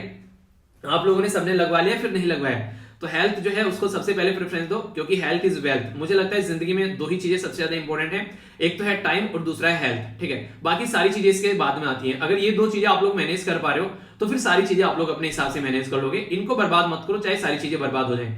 पैसा, दुनियादारी, सब चीजें सब आ जाता है जब पैसा होता है, मतलब जब आप लोग की हेल्थ सही होती है और टाइम सही होता है, तो उनको यूटिलाइज करो। अब बात करते हैं स्कीम के बारे में। स्कीम की जा रही है हमारी कंट्री में, एक मिनिस्ट्री है जिसका नाम है यहाँ पर consumer affair, food and public distribution. तो इसके द्वारा राज्यसभा में ये बताया गया कि एक स्कीम है यहाँ पर जिसको सेंट्रल स्पॉन्सर्ड स्कीम बोलते हैं। सेंट्रल स्पॉन्सर्ड स्कीम कैसी होती है? जिसमें सेंट्रल गवर्नमेंट और स्टेट गवर्नमेंट मिलकर काम करती है। दूसरी क्या होती है? उसको बोलते हैं सेंट्रल सेक्टर स्कीम। उसमें क्या करता है? उसमें सारा पैसा सेंट्रल गवर्नमेंट का ही लगता है, यानी कि बंटाधार सेंट्रल गवर्नमेंट का होगा, ठीक है, ऐसा समझ सकते हैं। तो ये पायलट स्कीम है। पायलट स्कीम का मतलब क्या होता है कि एक छोटे से एरिया में पहले इंप्लीमेंट करके देख लेते हैं, अगर ये सही काम कर रही है तो आगे चलेंगे, वरना फिर इसको फेंक कर दूसरी ले आएंगे, ठीक है। ये आप लोग समझ सकते हैं। तो फोर्टिफिकेशन ऑफ द राइस और इसका जो डिस्ट्रीब्यूशन होता है, ये सारा काम यहां पर पब्लिक डिस्ट्रीब्यूशन के तहत किया जाएगा। यानी कि एक तरीके से पीडीएस जो सिस्टम है, सबके जो प्रॉपर वे में ऑनलाइन सारी चीजें सबको कनेक्ट कर यहां पर प्रोवाइड कराई जाएगी, ये यहां पर देखने को मिलेगा। तो इसके बारे में, स्कीम के बारे में कुछ बेसिक इंफॉर्मेशन, जैसे कि ये यहां पर 3 साल के लिए इंप्लीमेंट की जा रही है। स्टार्ट की गई थी 2019-20 में, और टोटल पैसा इसको 174 करोड़ यानी कि 174 करोड़ यहां पर इसको दिए जा रहे हैं। और ये बेसिकली क्या फायदा पहुंचाएगी, किस लोगों को फायदा पहुंचाएगी, अगर ये पूछ रहे तो ऐसे डायरेक्ट क्वेश्चन आप लोगों से बन जाते हैं। ये यहां पर एड्रेस करेगी जिनमें खून की कमी है, एनीमिक, या फिर माइक्रो न्यूट्रिएंट की कमी है, डिफिशियंसी है, उनको यहां पर ये हेल्प प्रोवाइड कराएगी। तो इसके चलते 3 साल का टारगेट रखा गया, जिसमें काफी फायदा यहां पर मिलने वाला है इस स्कीम का। काफी डिटेल में खुद पीआईबी के द्वारा ये पूरी स्कीम कवर की गई यहां पर। तो इसके चलते क्वेश्चन आप लोगों से पूछा जा सकता है कि हमारी कंट्री में मिनिस्ट्री क्या कर रही है, किसने क्या बातें बताई है। और मिनिस्ट्री ऑफ जो यहां पर consumer affair and food public distribution के बारे में बात करें तो पीयूष गोयल साहब जी के अंडर में आज के में मिनिस्ट्री काम कर रही है, ठीक है। मिनिस्ट्री जो यहां पर मिनिस्टर है पीयूष गोयल है, और मिनिस्टर ऑफ स्टेट जो है वो सीआर चौधरी है यहां पर। तो ये बेसिक इंफॉर्मेशन है जो कि आप लोगों को पता होना चाहिए। नॉर्मली ये इस तरीके छोटी छोटी चीजें हैं यार, आप लोगों को पता होना चाहिए, ठीक है। आगे बात करते हैं, एक ऑर्गेनाइजेशन के बारे में आप लोगों से बात करूंगा थोड़ा सा, और फिर चीजों को आगे भी समझेंगे यहां पर। अभी जो हमारी कंट्री में फूड कॉर्पोरेशन जो इंडिया है, एफसीआई, नॉर्मली सुना होगा आप लोगों ने, इसके पेपर भी आते हैं कई बार, हालांकि अब तो पता नहीं कब आया था, अभी याद नहीं है। तो यहां पर इसके द्वारा पूछा गया कि कैसे यहां पर कॉम्प्रिहेंसिव प्लान को लेकर चलना है, और कैसे प्रोक्योर करना है, और कैसे डिस्ट्रीब्यूशन करना है। अब गवर्नमेंट ऐसा तो है नहीं उसके पास में अलादीन का चिराग है और घुसेंगे उसमें से जिनी निकलेगा और बोलेगा बताओ कि कहां से चावल किस किस को देना है, ठीक है। तो जिनी थोड़ी ना अपने पास से चावल निकालेगा, पहले चावल प्रोक्योर करना पड़ेगा, यानी कि किसानों से खरीदना पड़ेगा। जब किसानों से चावल खरीद लिया तो फिर गरीबों में वो बांटना पड़ेगा। अब गरीबों के घर में पहुंचेगा वो, तो डिस्ट्रीब्यूशन हो जाएगा। तो पहले प्रोक्योर करना है और फिर यहाँ पर डिस्ट्रीब्यूशन करना है। और ये कहां किसके थ्रू के लिए? ओल्ड डिस्ट्रिक्ट में पहुंचाया जाएगा यहाँ पर इंटीग्रेटेड चाइल्ड डेवलपमेंट स्कीम और मिड डे मील स्कीम के थ्रू भी यहाँ पर, यानी कि ये दो ऐसी स्कीम है जिसमें डायरेक्ट लोगों को फायदा पहुंचता है। तो इसको इंप्लीमेंट किया जाएगा। और पोषण अभियान मैंने आप लोगों को बताया था, जो मिड डे मील स्कीम है यहाँ पर, अब फिलहाल उसको यहाँ पर जो पीएम पोषण के अंदर उसको इंक्लूड किया गया, जिसके चलते बच्चों के पोषण के बारे में ध्यान रखा जा सके, यानी कि कुपोषित जो हो चुके हैं उनको पोषित किया जाएगा, ऐसा आप लोग बोल सकते हैं, सिंपल, आसान, सस्ती भाषा में, ठीक है। एक और इंपॉर्टेंट जो कॉन्सेप्ट आप लोगों को पता होना चाहिए, एक शब्द यूज किया गया था रिसेंटली अभी काफी अदबदकर, यानी कि काफी जल्दी जल्दी, जिसको बोलते हैं एस्पायरेशनल डिस्ट्रिक्ट। एस्पायरेशनल डिस्ट्रिक्ट कौन से थे? वो डिस्ट्रिक्ट जहां पर ना तो एजुकेशन का लेवल अच्छा है, ना हेल्थ का लेवल अच्छा है, ना कोई ढांचागत विकास हुआ है, मोटे मोटी भाषा में बोलो तो पिछड़े हुए डिस्ट्रिक्ट बोल देगा। यानी कि स्टैंडर्ड नाम रख दिया थोड़ा सा उठाकर, एस्पायरेशनल डिस्ट्रिक्ट सुनने में बड़ा अच्छा लग रहा है कि एस्पायर करने किसी चीज को अचीव करने के लिए, पर लेकिन रियलिटी में वो पिछड़े हुए डिस्ट्रिक्ट है जिसमें काम करने की जरूरत है। अच्छा नाम देने से फीलिंग अच्छी आने लगती है और जो थोड़ा सा प्रोडक्टिव पॉजिटिव उन्हें एक तरीके से पॉजिटिविटी झलकने लगती है, तो इसलिए इनका नाम एस्पायरेशनल डिस्ट्रिक्ट रख दिया। अगर बात करें ऑब्जेक्टिव स्कीम का तो सीधा सीधा मतलब यहां पर यह कि फोर्टिफाइड जो राइस है वो यहां पर डिस्ट्रीब्यूट किए जाएंगे पब्लिक डिस्ट्रीब्यूशन के थ्रू। तो आप लोगों के माइंड में पहले तो ये आ रहा होगा यार ये 45 राइस क्या होते हैं, पहले तो ये बताओ, क्योंकि अगर यही नहीं पता है तो पूरी स्कीम पढ़ लेंगे और यहां पर ये पता नहीं चलेगा चल क्या रहा है। तो देखिए बेसिक चीजें आप लोगों के माइंड में जितना क्लियर रहेंगी ना उतना ज्यादा चीजों को आप लोग लंबे समय तक याद रख पाओगे। अगर मान लीजिए कहीं पर डाउट आ रहा है तुरंत अपने आप को रोको और पहले उस डाउट को क्लियर करो फिर आगे बढ़ो। तो पहले डाउट क्या है, फोर्टिफाइड राइस, यानी कि फोर्टिफिकेशन क्या है पहले ये समझाओ भाई यार, ठीक है। तो समझते हैं फोर्टिफिकेशन क्या है। अगर यहां पर कई सारे जो आप लोग खाने पीने हैं जो नॉर्मल आप लोग खाते हैं अगर उनको फोर्टिफाई कर दिया तो इसका मतलब यह कि उसके अंदर कुछ और चीजें ऐड कर दी मतलब आयरन आ गया, लोहे की यहां पर सरिया नहीं आ गई उसमें, या लोहे की गोलियां मिलेगी आप लोगों को, ठीक है। यहां पर आयरन मिल गया, उसमें आयोडीन मिल गया, जिंक मिल गया, विटामिन ए और डी आप लोग देखते हैं यहां पर कई सारी चीजें यहां पर मिल जाती है। और खासकर किस में ऐड किया जाता है, ये उसी चीज में ऐड किया जाता है जो आप लोग रेगुलर खाते हो। अब ऐसा तो है नहीं आप लोग यहां पर कोई ऐसा फूल बोलते हैं मैंने जैसे कोई फूल के कोई ऐसी सब्जियां खाना बोलते जैसे ब्रोकली। अब ब्रोकली कौन कौन खाता है, बहुत ही रियरली यहां पर ऐसा तो नहीं कि बहुत ही स्टेबल डाइट है, यहां पर हर एक घर में ब्रोकली बनती है, ठीक है। तो उसमें आप लोग कर रहे हैं फोर्टिफिकेशन, कोई मतलब नहीं उसका। चावल में करो, हर एक घर में बनते हैं, हर एक इंसान खाता है, दूध हर एक इंसान पीता है, नमक हर एक इंसान खाता है। तो इनमें के अंदर यहां पर जैसे नमक में आयोडीन डाल दिया, ठीक है, और ज्यादा आयोडीन युक्त नमक हो गया, घींगे की बीमारी अब नहीं होगी, वो समझ सकते हैं आप लोग। चावल में यहां पर कर दिया तो इसके मिल्क में कर दिया। तो इस तरीके से फोर्टिफिकेशन का मतलब है कि उनकी जो एक तरीके से जो उनकी एफिशिएंसी बढ़ा दी, एक तरीके से सेहत के ऊपर एक पॉजिटिव इंपैक्ट आप लोगों को देखने को मिलेगा। तो इसके चलते चीजों को इंप्रूव किया जाता है। तो फोर्टिफिकेशन जो राइस का किया जाता है तो कॉस्ट इफेक्टिव बन जाते हैं, एक तो एक कॉस्ट इफेक्टिव भी रहता है यहां पर एक तरीके से कहीं ना कहीं, और कंपलसरी स्ट्रेटजी यहां पर ताकि विटामिन का और जो मिनरल्स हैं डाइट में उसको इंप्रूव किया जा सके। आप लोगों ने नॉर्मली सुना होगा जैसे कई सारे बच्चे जो हैं वो बड़े शैतान होते हैं, दूध पीना पसंद नहीं करते, ठीक है, और इसी के साथ में पता माता पिता को पता है कि यार दूध पिलाना जरूरी है, तो कुछ ना कुछ बहाना ढूंढ लेते हैं। कभी उसका बनाना शेक बना दिया, ठीक है, कभी कुछ और मिला के पिला दिया, उसमें देखो हॉर्लिक्स, आओ बेटा हॉर्लिक्स पिएंगे, दूध नहीं हॉर्लिक्स है, ठीक है, वो वाली चीज देखी होगी। गांव में नॉर्मली शक्कर डाल के पिला देते हैं कि चलो थोड़ा सा डिफरेंट हो गया। ये सारी चीजें आप लोगों को देखने को मिलेगी। तो कई बार इस तरीके से चीजें क्या रहती है, ये जरूरी है शरीर के लिए, डेली कम से कम 1 गिलास दूध आप लोगों को पीना चाहिए, काफी फायदेमंद रहता है, और कम से कम आधा कप आप लोगों को डेली दही खानी चाहिए रेगुलर। तो ये बहुत ही जरूरी है रेगुलर डाइट के पॉइंट ऑफ से बात करें तो। अगर बात की जाए माइक्रो न्यूट्रिएंट्स के बारे में यहां पर, जैसे जिंक हो गया, vitamin A, vitamin B1, vitamin B12, vitamin B3 या विटामिन B6, ये काफी ज्यादा जरूरी है। तो इनको फोर्टिफिकेशन के थ्रू यहां पर ऐड किया जाएगा और अच्छे लेवल पर चीजों को पहुंचाएंगे। समझ में आ गया फोर्टिफिकेशन क्या होता है। अब समझते हैं यहां पर, जब यहां पर जो फोर्टिफिकेशन कर दिया जाएगा राइस का, और फिर यहां पर जो हमारी कंट्री में एक एक्ट है जिसके चलते बीजेपी और जो कांग्रेस है वो दोनों आपस में लड़ती भी रहती है कई बार, और मैं आप लोगों को नॉर्मली बताता भी हूं। बीजेपी कांग्रेस ये बोलती है कि भाई साहब ये कानून हमने बनाया, ठीक है, पर लेकिन बनाती गवर्नमेंट चेंज होगी 2013 में। बीजेपी बोलती है हमने भाई साहब इंप्लीमेंट किया है ये कानून पूरा, इसलिए हमने लोगों को फायदा पहुंचाया। कांग्रेस बोलती है हमने फायदा पहुंचाया, बीजेपी बोलती है हमने फायदा पहुंचाया।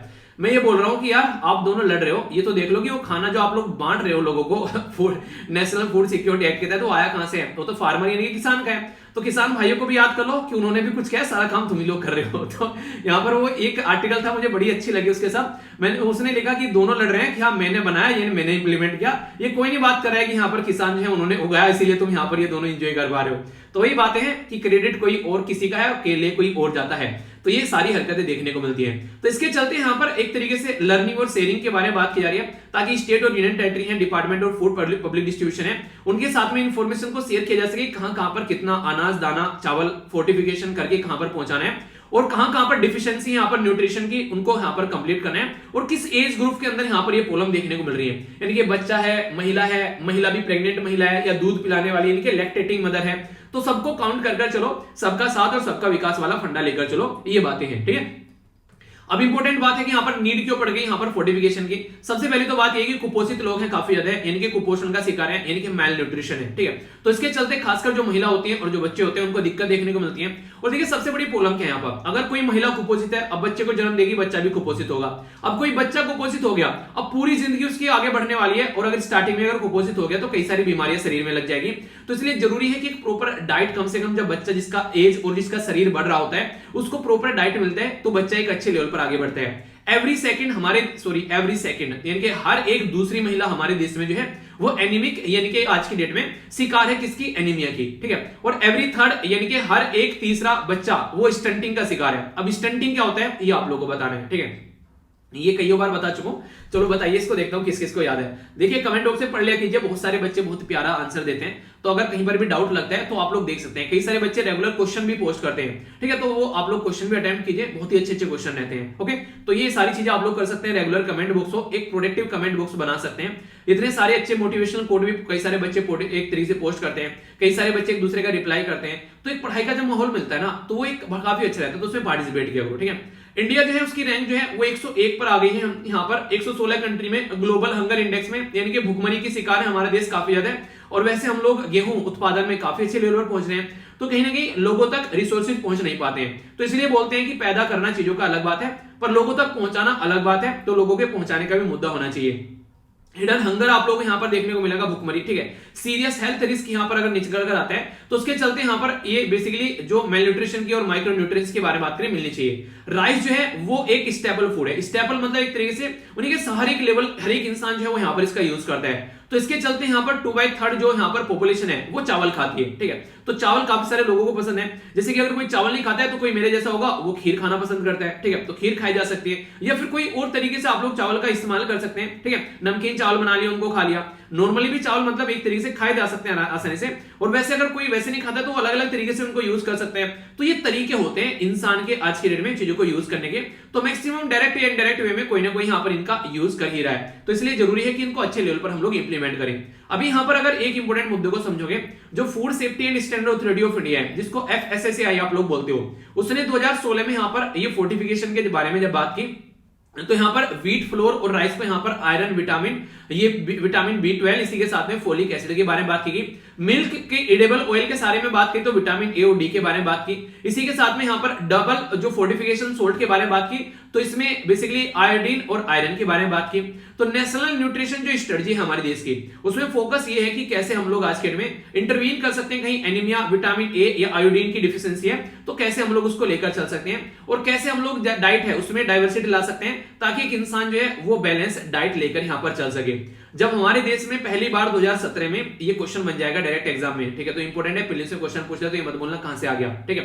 बात की जा रही है मिल्क फोर्टिफिकेशन के बारे में, यानी कि हमारे देश में जब मिल्क को फोर्टिफाइड करने की बात की गई, तो यहां पर हमारी कंट्री में national dairy development board NDDB, इसके द्वारा कोलैबोरेट किया गया यहाँ पर वर्ल्ड बैंक के साथ में, ये इंपॉर्टेंट है। और टाटा ये हर जगह आते हैं, ठीक है, ये देश का नहीं है, टाटा नमक देश का नमक, तो ये हर जगह लोगों के साथ में काम करते हैं, खासकर गवर्नमेंट के साथ में। 2017 में यहां पर काम किया गया, तो काफी प्रोडक्टिव आप लोग इसको बोल सकते हैं, ठीक है। तो ये है बेसिकली रीजन भुखमरी को मिटाने के लिए और सही डायरेक्शन में चीजों को पहुंचाने के लिए, ठीक है। तो कैसा लगा ये आर्टिकल, थम्स अप देकर आप लोग बता सकते हैं। अगर सही लगा या फिर कोई डाउट है तो बताएगा, उसको फिर क्लियर कर लिया जाएगा। कोई भी डाउट लेकर माइंड में नहीं जाना है, और अगर कुछ ऐसी भी चीजें हैं, अगर लगता है कि खुद से भी सर्च कर सकते हो तो सर्च करने से भी नहीं शर्माना है। गूगल अपना ही है, आज के में घर का ही समझो, गूगल बाबा कुछ भी पूछोगे सारी बातें बताएगा, और वो भी यहाँ पर आप लोगों के लिए तो लड़की बैठा रखी है, उन्होंने चिल्ला चिल्लाकर बताती है, आप लोग कुछ भी पूछते हो उससे, फिर डाउट क्या है तो कुछ भी पूछो उससे, सारी बातों के आंसर आप लोग को देगी, तो अच्छे से उसको एंजॉय करो, ठीक है। यानी कि डाउट नहीं रखना है, बेसिकली ये बोलना चाह रहा हूं। एक कहावत आप लोगों ने सुनी होगी, सत सैया के दोहरे जो नाविक के तीर, देखन में छोटे लगत घाव करत गंभीर। ये टॉपिक बिल्कुल ऐसा ही है, टॉपिक देखने में छोटा लगेगा पर क्वेश्चन आप लोग कई सारे कवर कराए जाएंगे इसके अंदर, तो आप लोग चीजों को समझ पाएंगे। अभी जम्मू एंड कश्मीर के अंदर में यहाँ पर एक पर्टिकुलर एरिया है, ठीक है, जो कि यहाँ पर हाइड्रो प्रोजेक्ट के बारे में बात की जा रही है, 540 मेगावाट का, और 4526 ये करोड़ रुपए खर्च किए जाएंगे, और इसका नाम क्या है, कुंवर बेसिकली हाइड्रो इलेक्ट्रिक प्रोजेक्ट, यानी कि कुंवर जल विद्युत परियोजना के बारे में यहाँ पर बात की जा रही है, जिसको अभी हमारी कंट्री में cabinet committee on economic affair, यानी कि जो हमारी कंट्री में यहाँ पर आर्थिक मामलों का मंत्रिमंडल समिति है, उसके द्वारा अप्रूवल दे दिया गया है, और जम्मू एंड कश्मीर में है, तो इंपॉर्टेंट क्वेश्चन आप लोगों के लिए बन सकता है, ठीक है। अब कुछ बेसिक इंफॉर्मेशन जो आप लोगों को पता होना चाहिए। जो कवर प्रोजेक्ट है यहाँ पर ये आप लोगों को देखने को मिलेगा, बेसिकली ये पार्ट है इंडस बेसिन का, क्योंकि इंडस सिस्टम के साथ में कनेक्ट है यहाँ पर, और इसी के साथ में यहाँ पर अगर बात करेंगे इंक्लूड करते हैं पाकल दुल हाइड्रो इलेक्ट्रिक प्रोजेक्ट, ठीक है, जो कि यहाँ पर देखने को मिलेगा, एक रिवर है जिसका नाम है किरू, तो किरी हाइड्रो इलेक्ट्रिक प्रोजेक्ट भी यहाँ पर आप लोगों को देखने को मिलेगा, तो ये इसके साथ में कनेक्टेड आप लोगों को नजर आएंगे, और ये सारा सिस्टम कहीं ना कहीं आप लोग यहाँ पर जो देख पाओगे ये इंडस सिस्टम का पार्ट आप लोगों को नजर आएगा। तो इसके चलते जो इंपॉर्टेंट पोर्शन आप लोगों का हो जाता है वो है Indus water treaty. Indus sorry Indus water treaty के बारे में मैं कुछ बातें आप लोगों को बताऊंगा जो पहले भी क्वेश्चन पूछे जा चुके हैं और आगे भी क्वेश्चन पूछे जा सकते हैं, तो ध्यान से सुनिएगा। इंडस वाटर ट्रीटी एक ऐसी पानी की ये संधि है जो कि बहुत पुरानी है और ये तब से अब तक चली आ रही है। ये कहीं ना कहीं ये हमारी मेहरबानी है। क्यों? क्योंकि इंडिया जो है उसके हाथ में कंट्रोल है मैक्सिमम रिवर का, जिसकी वजह से चल रही है। अगर पाकिस्तान के हाथ में कंट्रोल होता तो अब तक इसका राम नाम सत्य हो चुका होता। ये जो संधि है 1960 में यहाँ पर बेसिकली देखने को मिली थी। प्राइम मिनिस्टर जवाहरलाल नेहरू जी थे हमारी साइड से और पाकिस्तान के प्रेसिडेंट अयूब खान जी थे यहाँ पर, जिनके द्वारा मिलकर वर्ल्ड बैंक की अध्यक्षता में, यानी कि वर्ल्ड बैंक बिचौलिया था, अध्यक्ष क्या बोले, बस बिचौलिया बोलिए, ठीक है, ये यहाँ पर बनाया गया। और इसमें सबसे इंपॉर्टेंट बात क्या है, इसमें इंडस, झेलम और चेनाब, ये यहाँ पर 3 रिवर पाकिस्तान के हिस्से में आती है। रवि, ब्यास और सतलज, ये 3 इंडिया के हिस्से में आती है। जैसे मैंने बताया था CJI यानी कि चीफ जस्टिस ऑफ इंडिया, ये पाकिस्तान के हिस्से में आता है, ठीक है। तो ये कम से कम आप लोग याद रख लीजिएगा। बाकी का यहाँ पर जो है ये है राबीस, ठीक है, तो राबीसू, तो सुबारा, क्या बताया था इसका, मैंने कुछ बताया था, याद नहीं रहा अभी। तो यहाँ पर इसका देख लेना, यहाँ पर ये इंडिया के हिस्से में आप लोगों को देखने को मिलेगी, ठीक है। अगर इंपॉर्टेंट बात करूं अभी यहाँ से ये जो रिवर है इसके बारे में, तो यहाँ पर जो बात की जा रही है, तो इसके चलते यहाँ पर चेनाब रिवर के बारे में आप लोगों को थोड़ा बताता हूँ। चेनाब रिवर जो है ये हिमालय से निकल कर आती है, जम्मू एंड कश्मीर, पंजाब, पाकिस्तान, इससे पहले यहाँ पर पाकिस्तान में जाने से पहले यहाँ पर इनको कवर करती है, ठीक है, तब जाकर इंडस रिवर में मिलती है। इंपॉर्टेंट प्रोजेक्ट इसके ऊपर कई सारे आप लोगों को देखने को मिलेंगे, जैसे रतले हाइड्रो इलेक्ट्रिक प्रोजेक्ट है, इसी के साथ में यहाँ पर बेसिकली इसका नाम है यहाँ पर सलम डैम, ठीक है, तो सालम डैम आप लोगों को देखने को मिलेगा। इसी के साथ में यहाँ पर दुलहसी हाइड्रो जो इलेक्ट्रिक प्रोजेक्ट नजर आएगा, पाकुल दुल डैम आप लोगों को देखने को मिलेगा, ठीक है। इसी के साथ में किरू, ये हाइड्रो इलेक्ट्रिक प्रोजेक्ट जो मैंने अभी आप लोगों से डिस्कस किया। इंपॉर्टेंट मुद्दे यहाँ पर क्यों बता रहा हूं आप लोगों को ये, क्योंकि इससे रिलेटेड ऑलरेडी यूपीएससी में कई सारे क्वेश्चन पूछे जा चुके हैं, ठीक है। सबसे पहले एक आसान से क्वेश्चन का चलिए आप लोग आंसर दीजिए। 2010 में एक क्वेश्चन पूछा गया, जो रिवर है यहाँ पर बेसिकली पास होती है हिमाचल प्रदेश से, उनके नाम आप लोग को बताने हैं। Beas, Chenab only, Beas, Ravi only, Chenab, Ravi, Sutlej only, Beas, Chenab, Ravi, Sutlej और यमुना।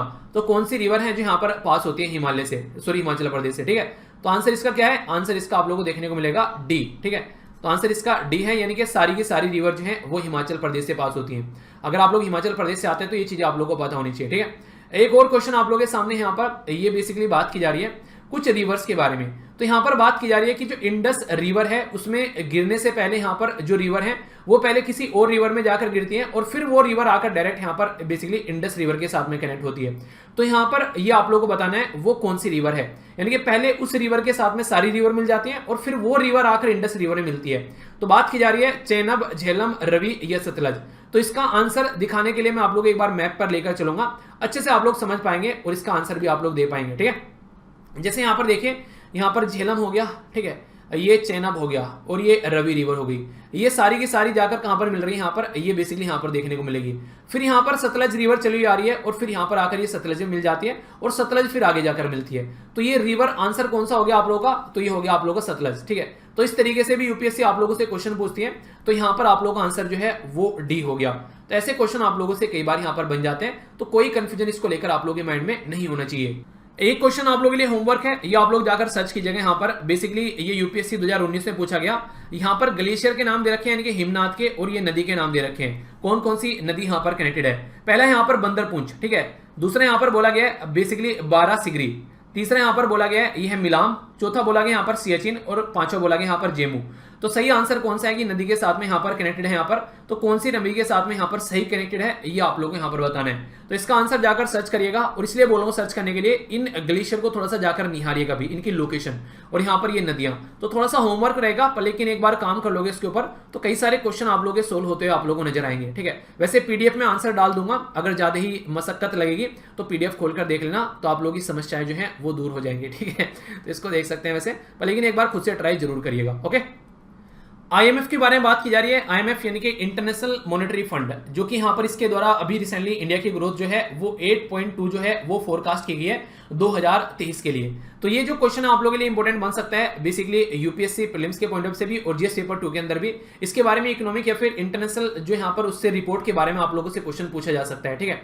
तो इंटरनेशनल मॉनेटरी फंड जो है यहाँ पर ये बेसिकली बता रहा है कि हमारी जो ग्रोथ रहने वाली है आने वाले टाइम में यहाँ पर वो अच्छी खासी रहने वाली है, ठीक है।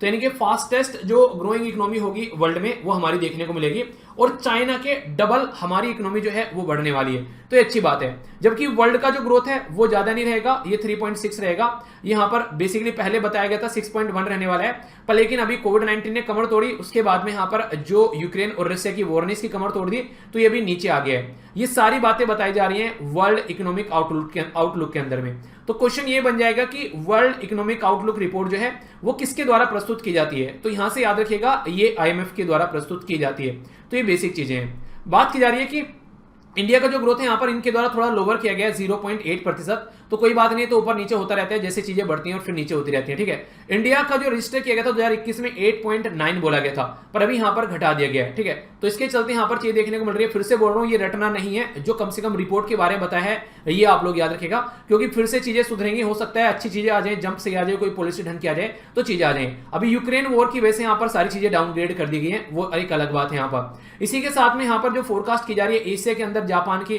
तो यहां पर सबकी फोरकास्ट डाउनग्रेड की गई है। इंडिया की डाउनग्रेड की गई है 0.8, जापान की 0.9। तो ये बातें यहां पर कुछ कुछ आप लोगों के सामने बता रखी है। आईएमएफ के द्वारा यहां पर ग्लोबल की भी जो डाउन की गई यहां पर, जैसे बताया कि 3.6 यहां पर 2022-23 के लिए और 28 के लिए 0.8 यहां पर, और इसी के साथ में 0.2 लोअर देन द जनवरी में जो फोरकास्ट की गई थी, यानी कि जनवरी से लेके अप्रैल तक यहां पर और कम कर दी गई है। फिर वही है, रीजन क्या है, रशिया और यूक्रेन।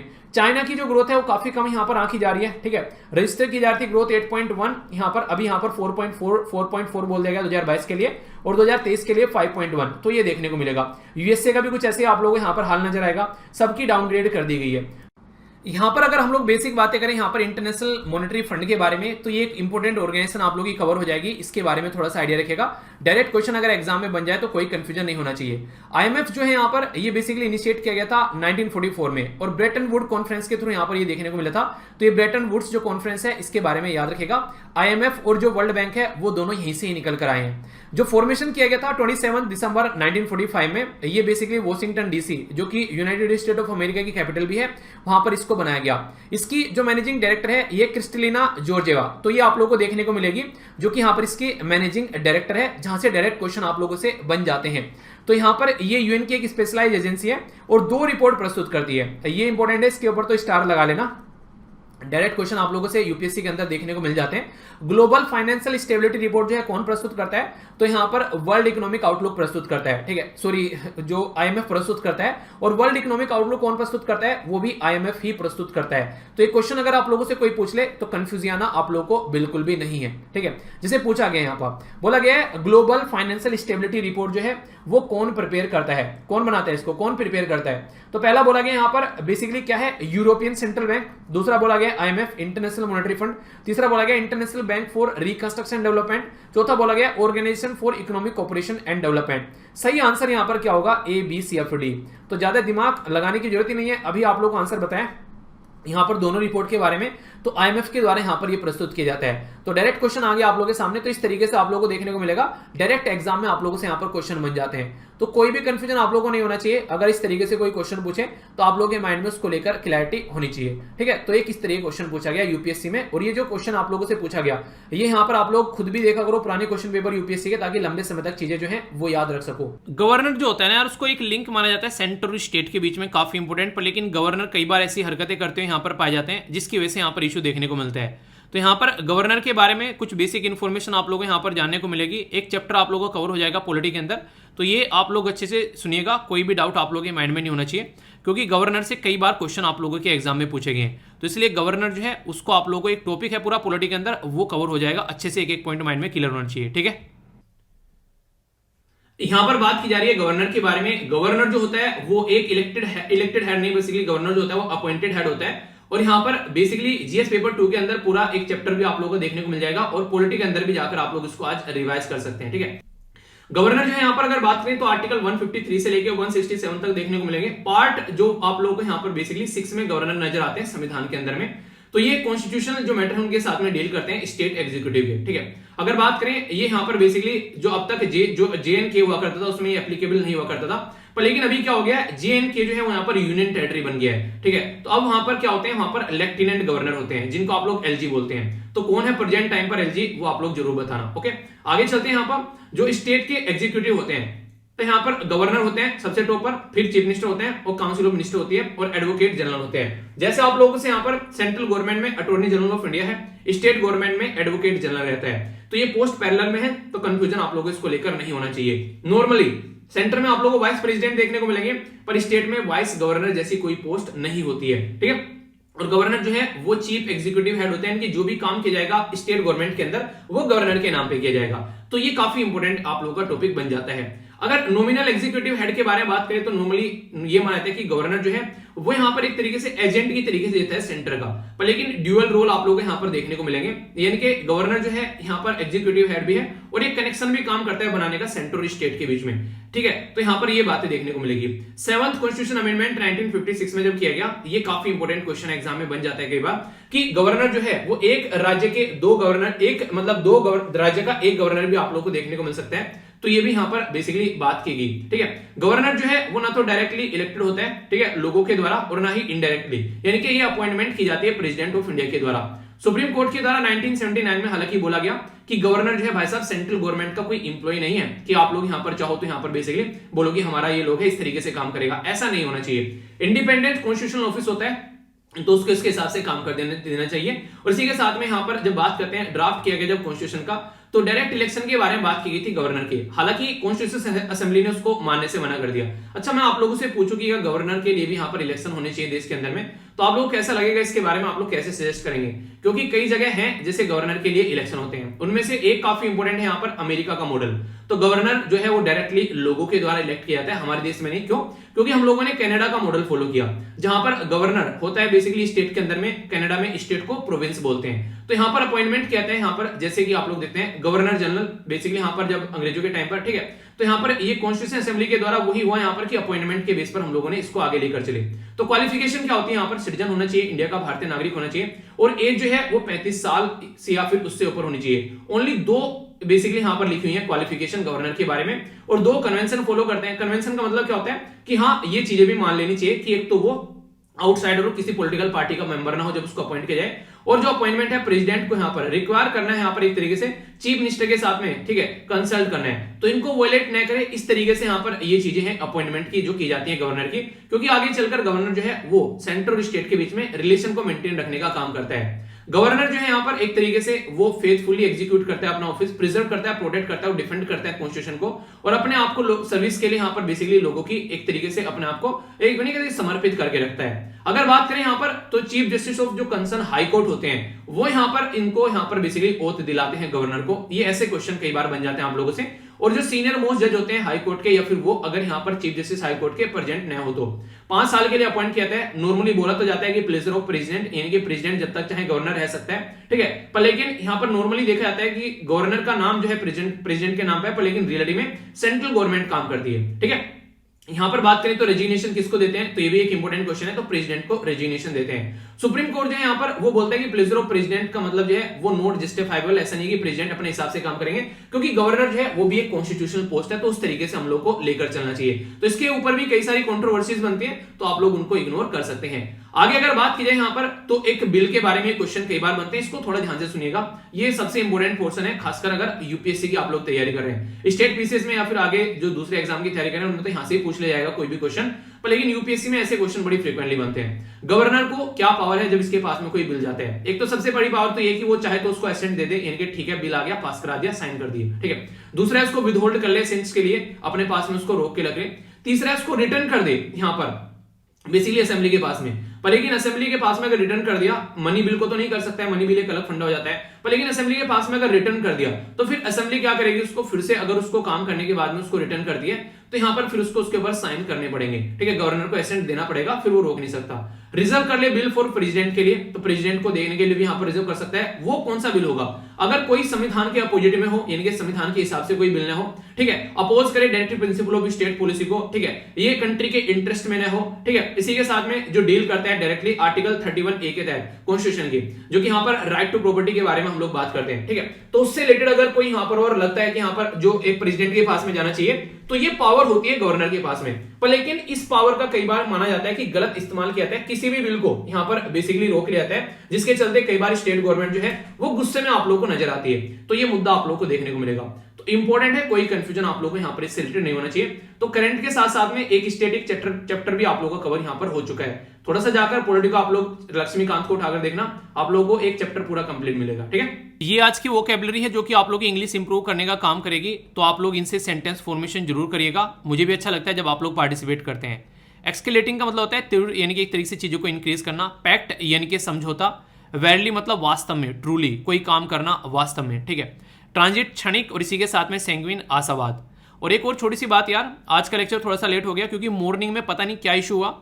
जो मतलब जो रूम है जिसमें देखिए मेरा जो वाईफाई लगा हुआ है वो बेसिकली दूसरे रूम में है। ठीक है, और उसका कनेक्शन थोड़ा सा इस तरीके से करा रखा है, वो नहीं है एक इंटरनल अंदर ही जोड़ रखा है उसका। बेसिकली वहां पर होता क्या है, थोड़ा सा इस तरीके से वाईफाई लगा रखा है कि कोई किसी भी रूम में बैठे तो सब जगह वहां पर वाईफाई की रेंज चली जाए। पर लेकिन जो उसका कनेक्शन है वो थोड़ा सा ऐसा है, थोड़ा सा कि वो एक तरीके से डिफरेंट है। वहां पर कई बार क्या होता है, अगर पूरे घर में बिजली चली जाए तो वो ऐसा कर रखा है कि उसके अंदर जो है वो बिजली रहनी चाहिए। और अभी क्या हुआ, आज उसी के अंदर से बिजली चली गई। ठीक है, तो वो इशू देखने को मिला मॉर्निंग में। तो ये काफ़ी बड़ा एक मुद्दा निकल कर आया। मुझे लगा, मैंने कहा आज तो लेक्चर लग रहा है हो नहीं पाएगा। फिर जो है यहाँ पर एक तरीके से इलेक्ट्रीशियन को बुलाया, वहाँ पर फिर चीज़ें थोड़ा सा करनी पड़ी, तो तब जाकर यहाँ पर सिचुएशन लगी। वरना मुझे लग रहा था आज लेक्चर में दिक्कत हो जाएगी। ठीक है, तो ये मतलब एक तरीके से फिर ना अपलोड भी नहीं हो पाती और वो सारी चीज़ें देखने को मिलती हैं। तो आज का लेक्चर थोड़ा सा लेट हो गया, कल को आप लोगों को टाइम पर मिलेगा बिल्कुल एग्जैक्ट। एलोरा की जो केव है उसके बारे में आप लोग देखते हैं। तो एलोरा की जो केव है वो लार्जेस्ट रॉक कट केव मानी जाती है। हिंदू टेम्पल आप लोगों को देखने को मिलते हैं। और अगर अभी बात करें यहाँ पर 17th हिंदू, 12th बुद्धिस्ट और जैन आप लोगों को देखने को मिलेगी, जो खासकर अगर बात करते हैं। अजंता में मैंने आप लोगों को बताया था ओनली बुद्धिस्ट हैं, और ये यूनेस्को वर्ल्ड हेरिटेज साइट का पार्ट था यहाँ पर 1983 में, और महाराष्ट्र के अंदर यहाँ पर लोकेटेड देखने को मिलेगी औरंगाबाद में। तो ये बेसिक चीजें इनके बारे में आप लोग यहाँ पर याद रख सकते हैं। कल को कोई भी क्वेश्चन पूछे तो आप लोग के माइंड में कंफ्यूजन नहीं होना चाहिए। तो ये था आज का लेक्चर। कोई भी आर्टिकल बचता है टेंशन मत लेना, वो सारे आर्टिकल संडे सैटरडे में कवर हो जाएंगे और एक्स्ट्रा ही चीजें कवर होंगी, कम कुछ नहीं होगा। पीडीएफ टेलीग्राम से जाकर डाउनलोड कर लेना, 2 क्वेश्चन दूंगा लिखने के लिए, वो भी लिखिएगा। तो नेक्स्ट लेक्चर मिलता हूं। बड़ों को नमस्ते, छोटों को प्यार, छोटी सी लाइफ एंजॉय करार। मिलता हूं नेक्स्ट लेक्चर में, तब तक के लिए जय हिंद।